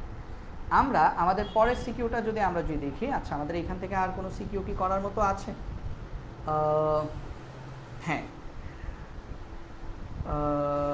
5000 কেজি ছিদ্র দিয়ে পড়ে যায় 15 মিনিট পরে ট্রাকের ব্যাগের মান, না এইটা না, এইটা আমাদের সিকিউ না, আমরা এখান থেকে দেখি। হ্যাঁ আমরা এখান থেকে আমরা দেখতে থাকি আমাদের পরবর্তী আর কোন সিকিউটা আমরা করতে পারি, ঠিক আছে। তো আমরা এখন অনেকগুলো টপিক করে ফেলছি না, চলো সবগুলো টপিক কম্বাইন করে আমরা কিছু সিকিউ করে এগিয়ে রাখি, ঠিক আছে। কারণ আজকে আমি আর নতুন কোনো বেসিক টপিক পড়াবো না, কিছু সিকিউ পড়াই ফেলি, ঠিক আছে। আর নেক্সট ক্লাসে আমাদের বেসিক যে টপিক সেটা কি থাকবে বলো তো? আমাদের ক্লাস কিন্তু শেষ হয় না, আর অনেকক্ষণ চলবে আমাদের ক্লাস, আরও মিনিমাম আধা ঘন্টা চলবে। নেক্সট ক্লাসে কিন্তু আমাদের আগামীকালকেই ক্লাস, আগামীকালকে ইনশাল্লাহ ক্লাস। আগামীকালকে ক্লাসে কিন্তু আমরা কি পড়বো? আগামীকালকে ক্লাসে আমরা সুতার টান নিয়ে পড়াশোনা করব। তারপরে হচ্ছে আগামীকালকে ক্লাসে আমরা কৌণিক ভরবেগ নিয়ে পড়াশোনা করব। কৌণিক ভরবেগ এই জিনিসটা নিয়ে আমরা আগামীকাল পড়াশোনা শুরু করব, সুতার টান নিয়ে পড়াশোনা শুরু করব। তার মানে আগামীকালকে ক্লাস থেকেই তোমরা বলতে পারো যে মোটামুটি আমাদের আসলে কী শুরু হয়ে যাবে, আমাদের আসলে মোটামুটি সিকিউর যে ধাঁচটা সেটা আমাদের চলে আসবে, ঠিক আছে। কারণ বাকি যে কনসেপ্টগুলো আছে সেগুলো আসলে আমাদের সিকিউ করতে করতেই ক্লিয়ার হয়ে যাবে, কথা কি বোঝা গেছে? বাকি যেসব কনসেপ্ট আছে ওগুলো আসলে আমাদের সিকিউ করতে করতেই আমাদের আসলে ক্লিয়ার হয়ে যাবে। সিকিউ যাবো, সিকিউতে যাইতে গিয়ে কনসেপ্টটা লাগবে, কনসেপ্টটা আগে পড়বো, তারপর সিকিউ করা শুরু করে দেবো, ক্লিয়ার? আচ্ছা দেখো এখন দেখো এটা কি বলছে, বাসটির ভরবেগ কত। হ্যাঁ, এই প্রশ্নটা অনেক আসে, এই যে ভরবেগের প্রশ্নটা আছে না, গরুর গ, এটা দেখছি আমি আসলে লাস্ট 2 দিনে আমি হচ্ছে তোমাদের এই যে নিউটনীয় বলবিদ্যা যেহেতু তোমাদেরকে পড়াইতে হবে, আমি আরেকবার হচ্ছে সবগুলো সিকিউ আমি নিজে বাসায় করছি, প্রত্যেকটা সিকিউ আমি নিজে বাসায় হ্যান্ড নোট তৈরি করছি। তো মনে করো 63টা সিকিউ আছে টোটাল, 2015 থেকে 2023 পর্যন্ত টোটাল কয়টা সিকিউ, 63টা সিকিউ। তো 63টা সিকিউ করতে আমার সময় লাগছে টোটাল সব মিলিয়ে 4 ঘন্টার মতো। তো আমি তখন চিন্তা করলাম আমার যদি 4 ঘন্টা সময় লাগে, তোমাদের 63টা সিকিউ করতে সময় লাগবে 4 দিন যদি ভালো করে করো, আবার কারো 4 মাসও লাগতে পারে। বাট ভাইয়া 63টা সিকিউ সলভ করে ফেলবা। কেন বলো তো, একবার যদি সলভ করে ফেলো, হ্যান্ড নোটটা যদি তোমার হাতে থাকে, এরপর থেকে আর সলভ করা লাগবে না, খালি হ্যান্ড নোটটা খালি উল্টে দেখবা। একটা অধ্যায় সলভ হয়ে যাওয়া মানে কি বোঝো, তোমার পরীক্ষায় তোমার 12 থেকে 13 নাম্বার কমন পেয়ে যাও। 75-এর পরীক্ষায় তুমি 12 থেকে 13 নাম্বার কমন, ভেক্টর আমরা পড়ছি 12 থেকে 13 কমন, নিউটনীয় বলবিদ্যা পড়ছি 12 থেকে 13 কমন, তাহলে তোমার কিন্তু 25 নাম্বার কমন। পাস করবো কিনা এই টেনশনটাই শেষ। পাস এখন হচ্ছে কেমনে প্লাস পাওয়া যায়, বুঝে গেছে। এক একটা অধ্যায় পড়বা, তুমি বলবা আরও 12 নাম্বার শেষ, 12 নাম্বার শেষ, 12 নাম্বার শেষ, 12.5 করে হিসাব করবা, ঠিক আছে। তাহলেই দেখবা তোমাদের হচ্ছে মানে ক্লিয়ার একটা কনসেপ্ট, মানে ধারণা তোমাদের দাঁড়াই যাবে। কথা কি বোঝা গেছে। আর আমাদের যে এমসিকিউ পার্ট দেখবা, ভাইয়া তো স্মার্ট বোর্ড টাই না নি, খালি এমসিকিউ দেখবা কেমনে করাই। এক ক্লাসে এক দিন ধরবো, এক অধ্যায়ের এমসিকিউ শেষ, ঠিক আছে। আমরা একবার প্র্যাকটিস করবো না, আমি তোমাদেরকে দিয়ে ইনশাল্লাহ আমি তোমাদেরকে নিয়ে 3 থেকে 4 বার আমি পুরো ফিজিক্স এবং কেমিস্ট্রি প্র্যাকটিস করাবো। রিভিশনের উপর রিভিশন থাকবে, ঠিক আছে, প্যারা নেওয়ার কিছু নাই, খালি যেমনে পড়াচ্ছি অন্ধের মতো পড়তে থাকো। দেখো বাসটির ভরবেগ কত, ভরবেগের সূত্র কি, দেখো গতিশক্তি দেওয়া আছে। যারা আমার কাছে অফলাইনে পড়ো বা কাজ শক্তি ক্ষমতা পড়েছো, তোমরা সবাই জানো গতিশক্তির সাথে ভরবেগের সম্পর্ক p²/2m, একে সমান p²/2m। গাইডে এটা অন্যভাবে করা আছে, বাট আমরা এইভাবে করব, কারণ আমরা সরাসরি ফর্মুলা জানি, একে সমান p²/2m, ঠিক আছে। এখানে দেখো ইকে দেওয়া আছে, এখানে দেখো ভর 1000 কেজি দেওয়া আছে। এই দুইটা সূত্র দিয়ে, এই দুইটা টপিক দিয়ে 1000 কেজি আর 75,000 জুল, এটা দিয়ে আমরা ভরবেগ বের করে ফেলতে পারবো। চলো করি। ঢাকা বোর্ড 2022, ঢাকা 2022 গ, ভরবেগ বের করবো, তাই না। তাহলে আমরা জানি, তো যেহেতু প্রথম অঙ্ক করছি এটা ভরবেগ রিলেটেড, তাহলে আমরা একটু ডিটেলসে করি। হ্যাঁ, আমরা জানি ইকে সমান হাফ এম ভি স্কোয়ার, এই হাফ এম ভি স্কোয়ারকে আমরা p²/2m বানাবো। তাহলে বা ইকে সমান mv²/2, mv²/2। তাহলে মানে একটু ডিটেলসে করতেছি, ঠিক আছে, কারণ স্যারের খুশি করা লাগবে না, স্যার একটু বেশি লেখা দেখতে চলে। উভয় এখন মনে করো হর ও লবকে m দিয়ে গুণ করো, তাহলে এটা কত আসবে, m²v², নিচে আসবে 2m। হর এবং লবকে m দিয়ে গুণ করলাম, তাহলে ইকে সমান উপরে mv যদি একসাথে করে ফেলো mv² / 2m, এবং এই mv মানে কি p, তার মানে আমরা পাচ্ছি ইকে সমান p²/2m। তাহলে ইকে সমান p²/2m কীভাবে আসলো আশা করি বুঝতে পেরেছো, ঠিক আছে। এখন তোমার উদ্দেশ্য কি, p বের করবা, তাই না। তাহলে p² সমান 2m ইকে, তাহলে আমরা বের করবো কি p, তাহলে p সমান √2m ইকে, 2m ইকে। হ্যাঁ, গাইডে তোমরা দেখবে এটা অন্যভাবে করা থাকতে পারে। তাহলে এখান থেকে আমার মান বসে দাও, √2m কত 1000 কেজি, ইকে কত 75,000 জুল, 75,000 জুল। তো হিসেব করলে আমাদের কত আসে, চলো দেখি, আমি একটু ক্যালকুলেশন করে ফেলি। √2 × 1000 × 75,000 হিসেব করলে আসবে 12,247, তাই না।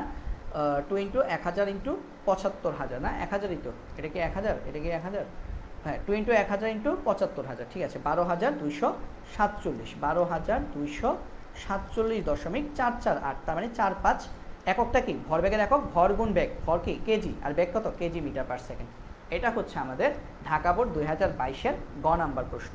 সবাই বুঝতে পেরেছো কিনা আমাকে একটু জানাও, দ্রুত জানাও যে ভরবেগের কনসেপ্টটা তোমরা সবাই ক্লিয়ারলি বুঝতে পেরেছো কিনা, পুরো অঙ্কটা ক্লিয়ারলি বুঝতে পেরেছো কিনা, ঠিক আছে। হ্যাঁ, এবং যারা রেগুলার ক্লাস করো তোমরা আরেকটা কাজ করতে পারো, এই যে প্রীতির মতো এমবি কিনে ক্লাস করতে পারো, ঠিক আছে। এমবিটা নিয়ে নিও, তাহলে হচ্ছে আসলে কারেন্টটা চলে গেলেও আসলে তোমরা ক্লাস করতে পারবা, ঠিক আছে। মানে যারা কিনা ওয়াইফাই চালাও, কারণ হচ্ছে কি তুমি রেগুলার ক্লাস করতে চাও এবং তুমি জানো প্রত্যেক দিনই কারেন্ট চলে যায়, তো সেই ক্ষেত্রে ওরকম একটা ব্যবস্থা করে নাও যাতে করে কারেন্ট চলে গেলেও তুমি ক্লাসটা করতে পারো, ঠিক আছে। আচ্ছা, অথবা একটা কাজ করতে পারো, যাদের ওয়াইফাই আছে, যদি বাসায় যদি আইপিএস বা জেনারেটর যদি থাকে, তাহলে ভাইয়ের মতো হচ্ছে ওই একটা অণু কিনে ফেলবা। ওয়াইফাইয়ের কোম্পানিতে যারা আছে তাদেরকে বললেই হবে যে ভাই একটা অণু লাগাই দেন, তাহলে হচ্ছে কারেন্ট চলে গেলেও আইপিএস বা জেনারেটরে তোমার অণুটা চলবে, তার মানে ওয়াইফাই আর যাবে না আর কি। হ্যাঁ, ভাইয়া কারেন্ট চলে গেলেও কেন ক্লাস নিতে পারি, কারণ হচ্ছে আমার ওয়াইফাইয়ের সমস্যা হয় না, ঠিক আছে, এই কারণে। তো এটাও করতে পারো, মানে যে ক্লাস করো, যে তুমি ক্লাসটা করো রেগুলার, যেমন আমি দেখি যে নবনী, সারা, তারপর রোজা, তারপর রিমু, তারপর হচ্ছে সাদিয়া, প্রীতি, যারা আছো তোমরা সবাই, হ্যাঁ, তারপর হচ্ছে ফারিয়া, সাফা, তোমরা সবাই কিন্তু রেগুলার কিন্তু ক্লাস করো, সোহানুর আছো, সিয়াম আছো, তো তোমরা কিন্তু এই ক্লাসটা করতে পারো, হ্যাঁ, যদি ওয়াইফাই যদি থাকে এটা করতে পারো। কারণ তুমি যে টাকা দিয়ে প্রতি মাসে এমবি কিনবা তার থেকে কম খরচে তোমরা কি করে ফেলতে পারো, তোমরা হচ্ছে ওটাই করে ফেলতে পারো। ওকে, ঠিক আছে, তাহলে আমি দেখতে পাচ্ছি সবাই বুঝতে পেরেছি। ওকে ফাইন, তাহলে আমরা পরের অঙ্কে চলে যাই। পরের অঙ্কটাতে আমরা যদি দেখি ঘ নাম্বার ম্যাথে আমাদেরকে কি বলেছে, ঘ নাম্বার ম্যাথে আমাদেরকে বলেছে ব্যাংকিংয়ের অঙ্ক। গতিবেগ না কমিয়ে বাসটি নিরাপদে বাঁকটি অতিক্রম করতে পারবে কি না, গতিবেগ না কমিয়ে, তার মানে যে গতিবেগ দেওয়া আছে, এখন গতিবেগ কোথেকে পাবা ভাইয়া, এই যে গতিশক্তি থেকে গতিবেগ পাওয়া যাবে, ভি পাওয়া যাবে, half M V square, V পাওয়া যাবে। তাহলে গতিবেগ না কমিয়ে বাসটি নিরাপদে বাঁকটি অতিক্রম করতে পারবে কিনা সেটা হচ্ছে আমাদেরকে একটু এখন চেক করে দেখতে হবে, যে আমরা গতিবেগ কমাবো না, গতিবেগ আমি কমাতে চাই না, গতিবেগ না কমিয়ে আমি নিরাপদে বাঁকটি অতিক্রম করতে পারবো কিনা, এটা হচ্ছে আমার এখন টার্গেট। ঠিক আছে, তাহলে চলো আমরা দেখি আমরা গতিবেগ না কমিয়ে আমরা বাসটাকে নিরাপদে বাঁক নেওয়াতে পারি কিনা। ঠিক আছে, তাহলে গতিবেগ কমাবো না, গতিবেগ না কমিয়ে আমরা বাসটাকে নিরাপদে কি করব, বাঁক নেওয়াতে চাই। তাহলে চলো আমরা দেখি এটা কিভাবে করা যায়। তো দেখো, আমরা যদি খেয়াল যদি করি, আমরা ব্যাগটা কোত্থেকে পাবো, আমরা ব্যাগটা পাবো গতিশক্তি থেকে, আমরা ব্যাগটা পাবো কোত্থেকে, গতিশক্তি থেকে। ঠিক আছে, তাহলে এখানে গতিশক্তি ইকে সমান কত, এখানে গতিশক্তি ইকে সমান হচ্ছে আমাদের ৭৫,০০০ জুল, ৭৫,০০০ জুল। তাহলে বা ইকে মানে কি half M V square, E K মানে কি half M V square equal to ৭৫,০০০ জুল, ৭৫,০০০ জুল। ঠিক আছে, তাহলে এখান থেকে আমরা আসলে কি করব জানো, আমাদের আসলে উদ্দেশ্য হচ্ছে আমরা এখান থেকে আমরা ভি স্কোয়ারটা বের করে নিয়ে আসি। ঠিক আছে, এখান থেকে আমরা কি করব, আমরা এখান থেকে ভিটা বের করে নিয়ে আসি। তাহলে আমরা যদি দেখি এখানে আমাদের ভি স্কোয়ার ইকুয়াল টু কত আসবে, 2 × ৭৫,০০০, 2 × ৭৫,০০০ ডিভাইডেড বাই এম, 2 × ৭৫,০০০ ডিভাইডেড বাই এম।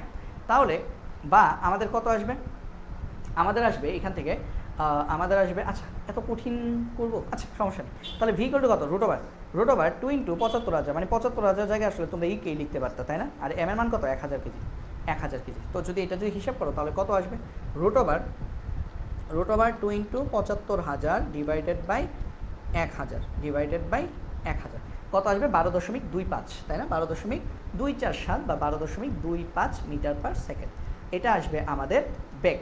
ঠিক আছে, গাড়িটার বেগ, গাড়িটার বর্তমান যে বেগ আছে সেটা হচ্ছে এটা। আচ্ছা, আর কি কি দেওয়া আছে চলো একটু দেখে নিই আমরা। দেওয়া আছে ব্যাসার্ধ আর, তারপর দেওয়া আছে রাস্তার প্রস্থ ডি এবং মধ্যবর্তী উচ্চতার ব্যবধান এইচ। যারা রেগুলার ক্লাস করছো পার্ট 1 এগুলো পড়িয়েছি আমি। ঠিক আছে, আর কি কি দেওয়া আছে, আর দেওয়া আছে, আর কত 100 মিটার। তারপর কি দেওয়া আছে, ডি দেওয়া আছে, ডি কত 10 মিটার। আরেকটা কি দেওয়া আছে, এইচ দেওয়া আছে, এইচ কত 0.2 মিটার। ঠিক আছে, এইচ কত, এইচ হচ্ছে 0.2 মিটার। ওকে, তাহলে এই জিনিসগুলো কিন্তু আমাদের এর সাথে দেওয়া আছে। আমরা এখন এই জিনিসগুলো দিয়ে আসলে কী বের করবো বলো তো। আচ্ছা, আমাকে বলছে আমি গতিবেগ কমাতে চাই না, গতিবেগ না কমিয়ে আমি নিরাপদে বাঁক নিতে পারবো কিনা। তাহলে আমাকে একটা জিনিস কী বের করতে হবে, যারা ক্লাস করেছো আগে থেকে জানো, নিরাপদে বাঁক নিতে গেলে কী করতে হবে, একটা ভি ম্যাক্সিমাম লাগবে, মানে আমি সর্বোচ্চ এত বেগে আমি নিরাপদে বাঁক নিতে পারবো। তার মানে এখন আমার উদ্দেশ্য হচ্ছে আমি ভিম্যাক্স বের করবো, ভিম্যাক্স বের করবো। ঠিক আছে না, ভিম্যাক্স বের করার পর তারপর আমি দেখবো এই ভিম্যাক্সটা ভি এই যে 12.25 এটা থেকে বেশি আসে নাকি কম আসে। তাহলে চলো ভিম্যাক্স বের করি। তো আমরা জানি আমরা ফর্মুলা শিখেছিলাম, মনে আছে কি ফর্মুলা শিখেছি, আমরা ফর্মুলা শিখেছি tan θ = h/d, আবার এটা সমান শিখেছিলাম v²/rg। ঠিক আছে, তাহলে এই ভি স্কোয়ারটাকে আমরা কি বলতেছি, ভি ম্যাক্স, কারণ অলরেডি একবার আমরা ভি লিখে ফেলছি, মানে গাড়িটা যে বেগে চলছে সেটা কত 12.25 মিটার পার সেকেন্ড। এটা কিভাবে পেলাম, গতিশক্তি থেকে, কারণ গাড়িটার গতিশক্তি ছিল ৭৫,০০০ জুল। ৭৫,০০০ জুল যদি গতিশক্তি হয়, কোন মানে গাড়িটার ভর যদি ১,০০০ কেজি হয়, তাহলে গাড়িটার বেগ কত 12.25 মিটার পার সেকেন্ড। এই ফর্মুলার উপর ভিত্তি করে আমরা এখন ভি ম্যাক্স বের করব। তাহলে অর্থাৎ আমরা এখান থেকে তাহলে বলতে পারি h/d = Vmax² divided by rg, মানে আমি tan θটাকে রাখলাম না। ঠিক আছে, tan θটাকে আমি গুণাই ধরলাম না, কারণ সবগুলো তো সমান সমান সূত্র। তাহলে বা আমার উদ্দেশ্য কি, Vmax বের করা। তাহলে Vmax² = কত আসবে, hrg ডিভাইডেড বাই d। ঠিক আছে, তাহলে Vmax সমান কত আসবে, Vmax সমান আসবে আমার √/hrg ডিভাইডেড বাই d। সব কিছুর মান জানি, মান বসাই দিব, তাহলে ভিম্যাক্সের মান চলে আসবে। এই ভিম্যাক্সটা কি, উক্ত রাস্তায় আমি কত সর্বোচ্চ কত বেগে বাঁক নিতে পারবো সেটা হচ্ছে ভিম্যাক্স। তাহলে এখানে যে মান যদি বসাও, এইচ কত 0.2 মিটার উচ্চতা, তারপর আর কত ছিল 100 মিটার, জি কত 9.8 অভিকর্ষজ ত্বরণ, আর ডি কত ছিল, রাস্তার প্রশস্ততা ছিল 10 মিটার। তাহলে হিসেব করলে আমাদের ভিম্যাক্স চলে আসবে। ভিম্যাক্স কত আসবে চলো দেখি, ভিম্যাক্স আসবে √/, 0.2 ইন্টু 100 ইন্টু 9.8 ডিভাইডেড বাই 10, এটার মান আসবে 4.42, তাই না? 4.427, তাহলে 4.43 বলতে পারি আমি এটাকে, 4.43। তাহলে আমাদের এটার মান কত আসতেছে? আমাদের এটার মান আসতেছে 4.43 মিটার পার সেকেন্ড। কিন্তু গাড়িটা চলছিল কত বেগে বলো তো? গাড়িটা চলছিল আমাদের 12.25 মিটার পার সেকেন্ড বেগে। তাহলে বাঁক নিতে পারবে? পারবে না। আমাকে বলছে গতিবেগ না কমিয়ে বাসটি নিরাপদে বাঁক নিতে পারবে কিনা? উত্তর হচ্ছে পারবে না। কেন? কারণ নিরাপদে সে যদি বাঁক নিতে চায় তাহলে সে সর্বোচ্চ 4.43 মিটার পার সেকেন্ড বেগে বাঁক নিতে পারবে, বাট সে কিন্তু তার থেকে বেশি বেগ নিয়ে নিছে। যেহেতু ভিম্যাক্স থেকে, ভিম্যাক্স হচ্ছে কি সর্বোচ্চ যে পরিমাণ গতিতে সে বাঁক নিতে পারবে, এটা থেকে যেহেতু সর্বোচ্চ যে গতিতে সে বাঁক নিতে চেয়েছে এটা যেহেতু বড় হয়ে গেছে, তার মানে আমরা বলবো অর্থাৎ গতিবেগ না কমিয়ে, আমরা এটাই উত্তরে লিখে দিব যে গতিবেগ না কমিয়ে বাসটি নিরাপদে বাঁকটি অতিক্রম করতে পারবে না। ঠিক আছে? তাহলে আমি এখানে জাস্ট পারবে না লিখে দিচ্ছি, পরীক্ষার হলে পুরো লাইনটা তোমরা লিখবা। এই জিনিসটা সবাই ক্লিয়ারলি বুঝতে পেরেছো কিনা আমাকে জানাও। এতটুকু পর্যন্ত অঙ্কটা তোমরা সবাই ক্লিয়ারলি বুঝতে পেরেছো কিনা সেটা ভাইয়াকে জানাও। তাহলে কিন্তু আমাদের আরেকটা অঙ্ক শেষ হয়ে গেল, যেটা হচ্ছে আমাদের ঢাকা বোর্ড 2022, এবং এটা কিন্তু আমাদের বেশ চমৎকার একটা ম্যাথ ছিল। এই অঙ্কটা কিন্তু আমরা শেষ করে ফেলাম, ঢাকা বোর্ড 2022। দেখো সবাই বুঝতে পেরেছো কিনা জানো? ওকে, সারা হক বলছো জি স্যার, ঠিক আছে। বাকি সবাই ক্লিয়ারলি বুঝতে পেরেছো কিনা আমাকে বলো। ঠিক আছে, রোজাও বুঝছি, ঠিক আছে, বুঝছি বুঝছি বুঝছি বুঝছি বুঝছি, ঠিক আছে ঠিক আছে। সবাই যদি বুঝে থাকি তাহলে চলো আমরা আমাদের পরের সিকিউতে চলে যাই। ঠিক আছে, প্রীতিও বুঝতে পেরেছি, ঠিক আছে। তাহলে চলো পরের সিকিউটাতে যাই। পরের সিকিউতে আমাদেরকে কি বলেছে চলো আমরা গিয়ে দেখি। পরের সিকিউটা আমরা করতে পারবো, হ্যাঁ, টর্কের ম্যাথ। বাট টর্কের ম্যাথ আমরা যদিও এখনও পর্যন্ত আমরা করি নাই, টর্কের ম্যাথটা কি এখন রেখে দিব? আচ্ছা, এটা আপাতত না করি, হ্যাঁ, টর্কের ম্যাথটা আমরা পরে করবো, আরও ডিটেলসে আমরা যাই, তারপরে টর্কের ম্যাথ করবো। এটাও আমরা এখন করতে পারবো না, সুতার অঙ্ক। এটা আমরা করতে পারবো, হ্যাঁ। এই অঙ্কটা, এই যে এখন যে অঙ্কটা দেখছি সেই অঙ্কটা আমরা খুব ইজিলি করতে পারবো। এটা আমাদের কোন বোর্ডে আসছে? এটা আমাদের আসছে কুমিল্লা বোর্ড 2022। ওয়াও, হ্যাঁ, আমার বোর্ড কুমিল্লা বোর্ড নাকি? কুমিল্লা বোর্ড 2022 আসছে। চলো কুমিল্লা বোর্ড 2022-এর এই অঙ্কটা দেখি। হ্যাঁ, একটু ছোটো করে দিলাম যেহেতু এটা দুইটা স্লাইড মিলে আসছে, ঠিক আছে। একটা স্লাইডে হচ্ছে ছবি আর একটা স্লাইডে হচ্ছে প্রশ্ন। দেখো একটা হেলানো তল, মানে বাচ্চারা যে স্লাইডিং থাকে না, ওই যে স্কুলগুলোতে থাকে না, বাচ্চারা যে উপরে উঠে সেখান থেকে যে নিচে মানে স্লিপ কেটে যে পড়ে, সেটা আর কি। বাচ্চাদের খেলনা, এটা পার্কের মধ্যে থাকে, স্কুলে থাকে, যে এখানে মনে করো একটা বাবু উঠলো, সে হচ্ছে এই যে এইভাবে গড়িয়ে নিচে পড়ে গেল, হ্যাঁ, তারপর আবার উঠলো, আবার পড়িয়ে গেল, হ্যাঁ। তাহলে এটাকে আমরা কি বলি? এটাকে আমরা বলি স্লিপার। তো শিশু পার্কে স্থাপিত একটি স্লিপারের উচ্চতা বিসি, এই যে বিসি, এই উচ্চতাটা কত? 2 মিটার। এটা হচ্ছে 2 মিটার, এবং হেলানো তলটি 30 ডিগ্রি কোণে ঢালু। 25 কেজি ভরের একজন শিশু স্লিপারের শীর্ষবিন্দু, এই যে বি, এই যে শীর্ষবিন্দু থেকে ঘর্ষণহীনভাবে, কোনো ঘর্ষণ নাই, স্লিপিং করে ভূমিতে এই যে এ বিন্দুতে পৌঁছায়। আমার প্রশ্ন হচ্ছে আনত স্লিপারের দৈর্ঘ্য হিসাব করো। তো এটা যারা কাজ শক্তি উপপাদ্য পড়েছো বা কাজ শক্তি ক্ষমতা যারা পড়েছো তারা এটা সহজেই পারবে। এটা তাদের জন্য আসলে একদম দুধভাত। যারা কিনা কাজ শক্তি ক্ষমতা অধ্যায়টা যারা পড়েছো তাদের জন্য এটা আসলে কোনো বিষয় না। তো প্রথম অঙ্কটা আসলে 3 লাইনের অঙ্ক, সত্যি কথা বলতে 3 লাইনের অঙ্ক। কীভাবে চলো দেখি। দেখো, কুমিল্লা বোর্ড 2022। আর পরের অঙ্কটা কি জানো? পরের অঙ্কটা হচ্ছে শক্তি সংরক্ষণশীলতা বা যান্ত্রিক শক্তির নিত্যতা সূত্র মেনে চলে কিনা, মানে প্রত্যেকটা পয়েন্টে ই টোটাল সমান কিনা। ই টোটাল মানে কি? Potential energy plus kinetic energy, বিভব শক্তি প্লাস গতিশক্তি সমান কিনা, এটা বের করতে বলছে। তাহলে প্রথম অঙ্ক বলছে স্লিপারের দৈর্ঘ্য কত। এই যে দেখো, এটা হচ্ছে স্লিপার 30 ডিগ্রি। স্লিপারের পাদবিন্দু কি? এ, আর শীর্ষবিন্দু কি? বি, আর এই যে এটা কি? সি। এবং এই দূরত্বটা কত? এই দূরত্বটা তারা প্রশ্নে বলে দিয়েছে 2 মিটার। বিসি এর দৈর্ঘ্য 2 মিটার। আমাকে বলছে এটা কত? এই যে এবি সমান হোয়াট, আমাকে এটা বের করতে বলেছে, ঠিক আছে। তাহলে এটা কীভাবে বের করবো? সাইন থিটা সমান, এটা দিয়ে করে ফেলতে পারবো। আমরা জানি ত্রিভুজ ABC A sine theta equal to লম্ব বাই অতিভুজ বিসি বাই এসি। তাহলে আমরা এবি বের করবো নাকি? বিসি বাই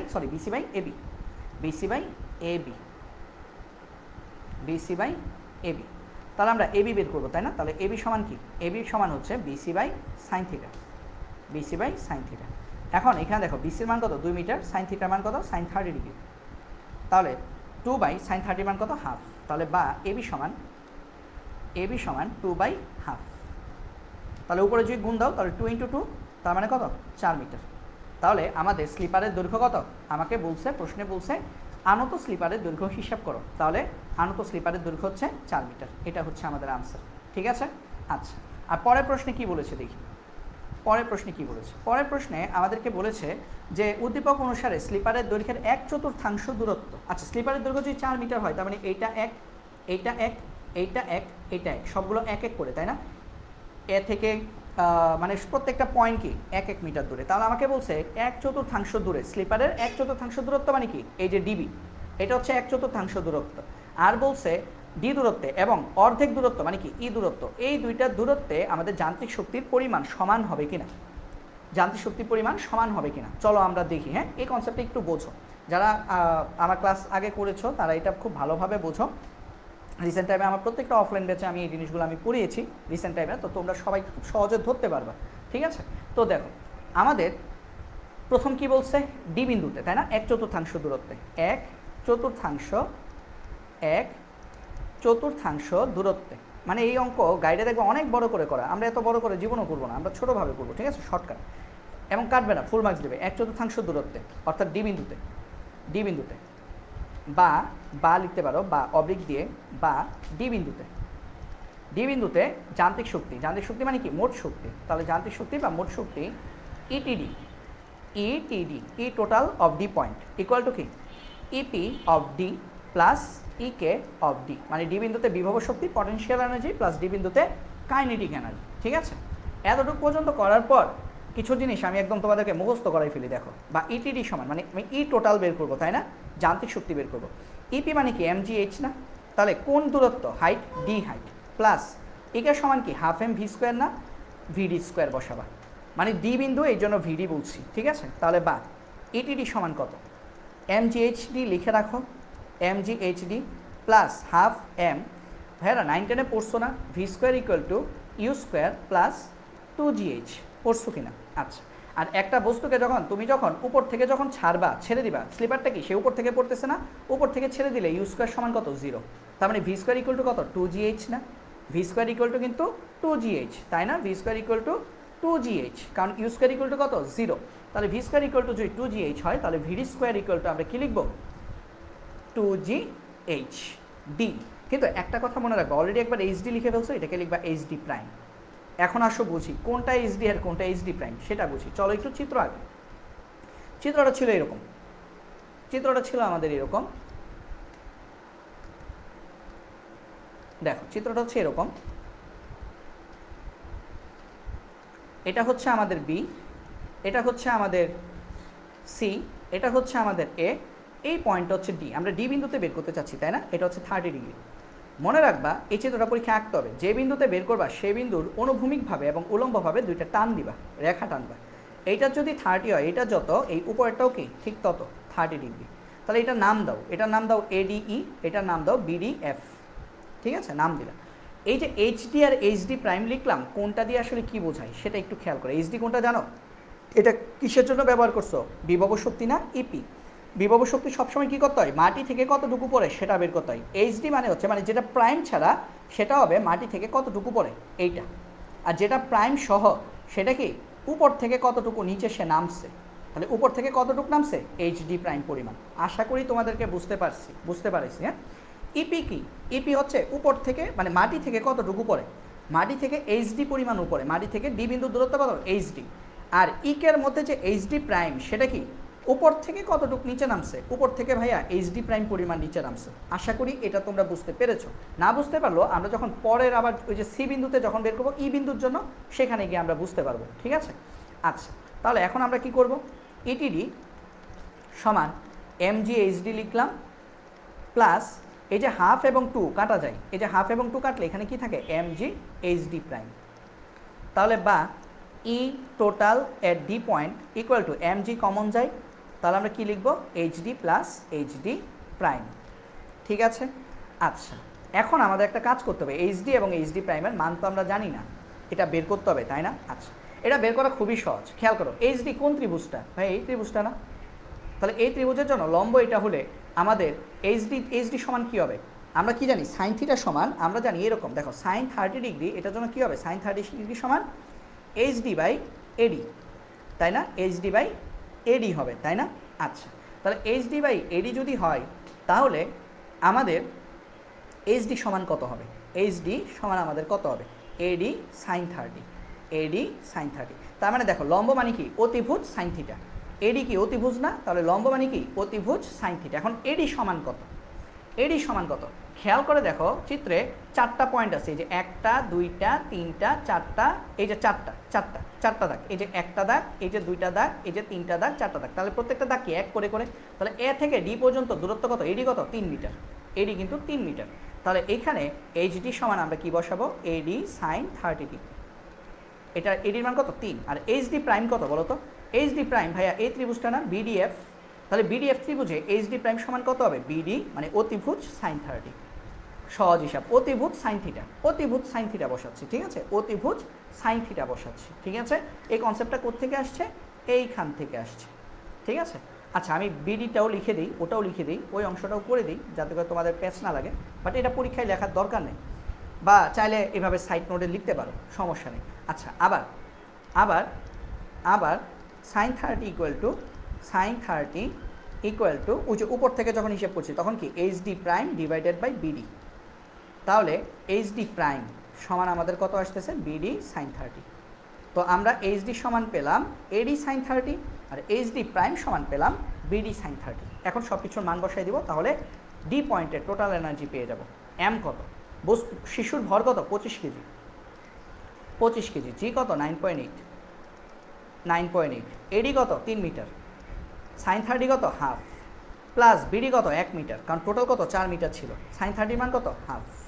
তো হিসেব করলে আসলে সবসময় মনে রাখবে এই যে এই জায়গাটা এইচডি আর এইচডি প্রাইম মানে প্রাইম এবং প্রাইম ছাড়া মিলে আসলে আমাদের মোট উচ্চতা হয়। মোট উচ্চতা কত? 2 মিটার। এটা আমাদের প্রশ্নেই দেওয়া আছে, তাই না? এটা এই যে 2 মিটার, তার মানে এই যে এই অংশটা আর এই যে বাকি যে অংশটা, এই অংশটা মানে এই যে এই অংশটা আর এই অংশটা, এই দুইটা অংশ যোগ করলে আসলে আমাদের কত আসবে? 2 মিটারই আসবে। কথা কি বোঝা গেছে? টোটালটা যোগ করলে আমাদের আসলে কি আসবে? 2 মিটারই আসবে। সব সময় 2 মিটার আসবে। তুমি এখন এইচডি প্রাইম করো বা এইচই প্রাইম করো, যাই করো 2 মিটার আসবে, ঠিক আছে? আচ্ছা, তাহলে এটা সমান আমরা তাহলে কি লিখতে পারি? E total at D equal to 25 into 9.8 into এটা যে হিসাব করে এটা আসবে 3/2, এটা হচ্ছে হাফ, দুইটা যোগ করলে আসবে 2। তাহলে আমাদের ই টোটাল এট ডি পয়েন্টে আমাদের টোটাল এনার্জি কত আসতেছে? 490 জুল আসবে। এটা আসবে আমাদের 490 জুল। এখন একটা পয়েন্ট গেছে, আরেকটা অঙ্ক বলছে না, আবার কি বলছে? আবার বলছে ই বিন্দুতে অর্ধেক, ইতে আমাদের যান্ত্রিক শক্তি কত। এখন বাকিটা তোমরা নিজেরা পারবা। দেখো আবার ই বিন্দুতে মানে অর্ধেক ই বিন্দুতে যখন করব তখন চিত্রটা কেমন হবে বলো তো? এটা হচ্ছে আবার আগের মতো লিখলাম এ বি সি। ই বিন্দু কোথায়? ঠিক এই জায়গায় ই বিন্দুতে। তাহলে ই বিন্দুর জন্য কি করবা? ঠিক অনুভূমিক বরাবর একটা টান দিয়ে নিবা, উলম্ব বরাবর একটা টান। তাহলে এটার নাম দাও ধরো CEF, আর এটার নাম দাও ADE। তাহলে এটা যদি 30 হয়, এইটাও 30। ই এর জন্য কি বলতো? এটা হচ্ছে HE, এটা হচ্ছে HE প্রাইম। এখন দেখবা তোমাদের কাছে ক্লিয়ার হয়ে গেছে। ও আচ্ছা, এটা ডি এর জন্য ছিল এইচডি প্রাইম, আর ই এর জন্য কি লিখলাম? HE প্রাইম লিখলাম, ঠিক আছে? আচ্ছা, তাহলে ই বিন্দুতে ই টোটাল এট ই পয়েন্ট কত আসবে? EPE potential energy at E point plus potential energy at kinetic energy EKE at E point, ঠিক আছে? potential energy আর kinetic energy, ঠিক আছে? kinetic energy at E point। তাহলে এই দুইটা আমরা এখন হিসাব করে ফেলবো। বা EPE ইকুয়াল টু EPE সমান কি? mg HE, কতটুকু উপরে আছে? HE উপরে, আর ওইটা সমান কি? Half mVE square. তাহলে সমান দিয়ে mg HE plus half m V সমান কত? 2g HE প্রাইম, ঠিক আছে? একটা HE আর একটা হচ্ছে HE প্রাইম। তাহলে এটা সমান কত আসবে? mg HE প্লাস হাফ আর 2 কাটলে mg HE প্রাইম। তাহলে বা mg যদি আমরা কমন নেই, HE প্লাস HE প্রাইম, ঠিক আছে? এখন আমরা ত্রিভুজটার মধ্যে একটু খেয়াল করি। HE সমান কত? অতিভুজ সাইন 30, অতিভুজ সাইন থিটা। অতিভুজ কত? AE, এই যে অতিভুজ AE, তাহলে AE সাইন 30। HEর জায়গায় আমরা কি লিখব? HEর জায়গায় আমরা লিখব AE sine 30 plus HE prime. HE প্রাইমের জায়গায় আমরা কি লিখব? দেখো HE প্রাইম কার জন্য? ত্রিভুজ CEF, উপরের ত্রিভুজটার জন্য, এই যে এই ত্রিভুজটার জন্য। তাহলে এটার জন্য কি হবে? অতিভুজ কি? CE, তাহলে CE সাইন 30। সিই সাইন 30। মানে এইভাবে করে দিলে তোমাদের গাইডের মতো করে আর করতে হবে না, এটা সহজ পদ্ধতি। তাহলে এখন মান বসিয়ে দাও, এটা 25 কেজি, এটা হচ্ছে 9.8, হ্যাঁ ঠিক মাঝামাঝি পুরো স্লিপারের দৈর্ঘ্য কত ছিল 4 মিটার, তাহলে এই কত 2, সাইন 30 মান কত হাফ, আবার সি কত 2, সাইন 30 মান কত হাফ, হিসাব করলে এটাও কিন্তু 2 আসবে, মানে এটার যোগফল কত আসবে 2 আসবে। কারণ কি, কারণ পুরো স্লিপারের উচ্চতাই তো 2 মিটার, তুমি যেভাবেই হিসাব করো 2 মিটারই আসবে। আর এটা মানে অঙ্কটাই এরকম যে যান্ত্রিক শক্তির নিত্যতা মানতে বাধ্য, সমান কত 490 জুল। দেখো সেম আসছে, তাহলে আমরা বলবো যেহেতু আমাদের ইটিডি মানে ডি পয়েন্টের টোটাল এনার্জি মানে যান্ত্রিক শক্তি এবং ই পয়েন্টের যান্ত্রিক শক্তি সমান, তার মানে আমরা বলবো যান্ত্রিক শক্তির নিত্যতা মেনে চলে। কী বলছে প্রশ্ন, কি বলছে, যান্ত্রিক শক্তির পরিমাণ সমান হবে কিনা, যান্ত্রিক শক্তির পরিমাণ সমান হবে, যান্ত্রিক শক্তির পরিমাণ সমান হবে, এটা হচ্ছে আমাদের ফাইনালি আনসার। তো এই হচ্ছে আমাদের বেশ বড়সড় একটা কনসেপ্টের ম্যাথ, এবং এই ম্যাথটা পারো মানে কি জানো, এই ম্যাথটা একটু মনে রাখো, কাজ শক্তি ক্ষমতা যখন পঞ্চম অধ্যায় করাবো এই ম্যাথের দেখা আবার পাবো, সেখানে কাজে লাগবে। ঠিক আছে, এই ম্যাথটা মনে রেখে দাও, যারা আজকে আমার ক্লাস করতেছো এই ম্যাথটা মনে রেখে দাও, কারণ কাজ শক্তি ক্ষমতা অধ্যায়টা যখন পড়বো এই ম্যাথটা তোমার ক্লিয়ার, মানে ওই অঙ্কটা করতে আমার বেশি সময় লাগবে না, তোমাদের জন্য আমার ওই অঙ্কটা করার জন্য আমার খুব বেশি ব্যাক পেতে হবে না। ঠিক আছে, তো সবাই আমাকে বলো এই অঙ্কটা তোমরা সবাই ক্লিয়ারলি বুঝতে পেরেছো কিনা, এবং এটাই আজকে আমাদের লাস্ট অঙ্ক ছিল। আমরা আজকে আর আগাবো না, বেশি কনসেপ্ট আর আগাচ্ছি না আজকে, কারণ তোমরা সবাই জানো আমার আবার রাত 10টা থেকে আবার এসএসসির ক্লাস নিতে হবে, আজকে থেকে আমাদের এসএসসি লাইভ ক্লাস শুরু হবে। তো সেই জন্য আজকে হচ্ছে আমি এখানেই শেষ করছি। প্রত্যেক দিনই তোমাদের ক্লাস ইনশাআল্লাহ সন্ধ্যা 7টার সময় থাকবে। হ্যাঁ, আজকে একটা বিশেষ কারণে একটু দেরি হয়ে গেছে, তো নর্মালি তো এরকম হওয়ার কথা না, তাহলে সেক্ষেত্রে প্রত্যেক দিনই কিন্তু আমাদের ক্লাসটা কিন্তু সন্ধ্যা 7টায় থাকবে, এবং এইভাবে পড়তে থাকো। ঠিক আছে, এইভাবে পড়তে থাকো, মানে ওরকম যারা হচ্ছে ভাবতেছো যে, বা অনেকেই আমাকে বলো যে ভাইয়া আপনি আসলে এখন আশা ভরসা, ওই রকম বইলো না, এরকম বইলে আমাদের ছোটো করার কিছু নেই। ঠিক আছে, মানে এটা বলা ঠিক না, আশা ভরসা উপরওয়ালার উপর, আল্লাহ ভরসা। আর হচ্ছে তোমরা অবশ্যই কিছু না কিছু তো পড়াশোনা করছো, যারা 25 ব্যাচের আছো, আর যারা 26 ব্যাচ তারা তো নতুন আসছো, এখন থেকে ভালো করে পড়াশোনা করো, ইনশাল্লাহ ভালো হবে। হ্যাঁ, আর আশা ভরসার সম্পূর্ণ ক্রেডিট আমাকে দিয়ে দিও না, কারণ হচ্ছে আমি মানুষ, অসুস্থ হয়ে যেতে পারি, যে কোনো সমস্যা হতে পারে, হঠাৎ বন্ধ হয়ে যেতে পারে, আল্লাহ না করুক অনেক কিছু হইতে পারে, মারা যেতে পারি, কিছু বলা নেই। কারণ এই জন্য হচ্ছে সবসময় দোয়াতে রাখবা যাতে করে সুস্থ থাকি এবং তোমাদের যাতে সবসময় ক্লাস নিতে পারি। ঠিক আছে, আজকে ক্লাসে আশা করি কারো কোনো সমস্যা থাকার কথা না। আজকে ক্লাসে যা যা পড়িয়েছি কেউ যদি মিস করে থাকো সেটা হচ্ছে আবার ক্লাসটি একটু দেখে নিবা। আর আগামীকাল আমাদের ঠিক সন্ধ্যা 7টায় আমাদের ক্লাস শুরু হবে। আগামীকালকে ক্লাসে আমরা আরও কিছু সিকিউ দেখবো এবং আরও কিছু নতুন কনসেপ্ট পড়ব। ঠিক আছে, আমি তোমাদেরকে বলেছি আমি তোমাদেরকে 10 দিনে 10টা ক্লাসে আমি তোমাদেরকে নিউটনীয় বলবিদ্যার basic plus CQ plus MCQ শেষ করবো। আজকে কিন্তু 3টা ক্লাস হয়ে গেছে, এবং 3টা ক্লাসে তোমরা একটু সবগুলো ক্লাস অ্যানালাইসিস করে দেখো, আমরা কিন্তু প্রায় 12 থেকে 13টা সিকিউ কিন্তু আমরা অলরেডি সলভ করে ফেলেছি। তো আমরা কিন্তু আমাদের যে কথা আমি চেষ্টা করব যে কথা আমি দিয়েছি সেই কথা রাখার, তারপর বাকি তো আল্লাহর ইচ্ছা, আল্লাহ ভালো জানেন কি করবেন। তো সবাই সুস্বাস্থ্য কামনা করে আজকের মতো এখানেই শেষ করছি। ধন্যবাদ সবাইকে, আল্লাহ হাফিজ।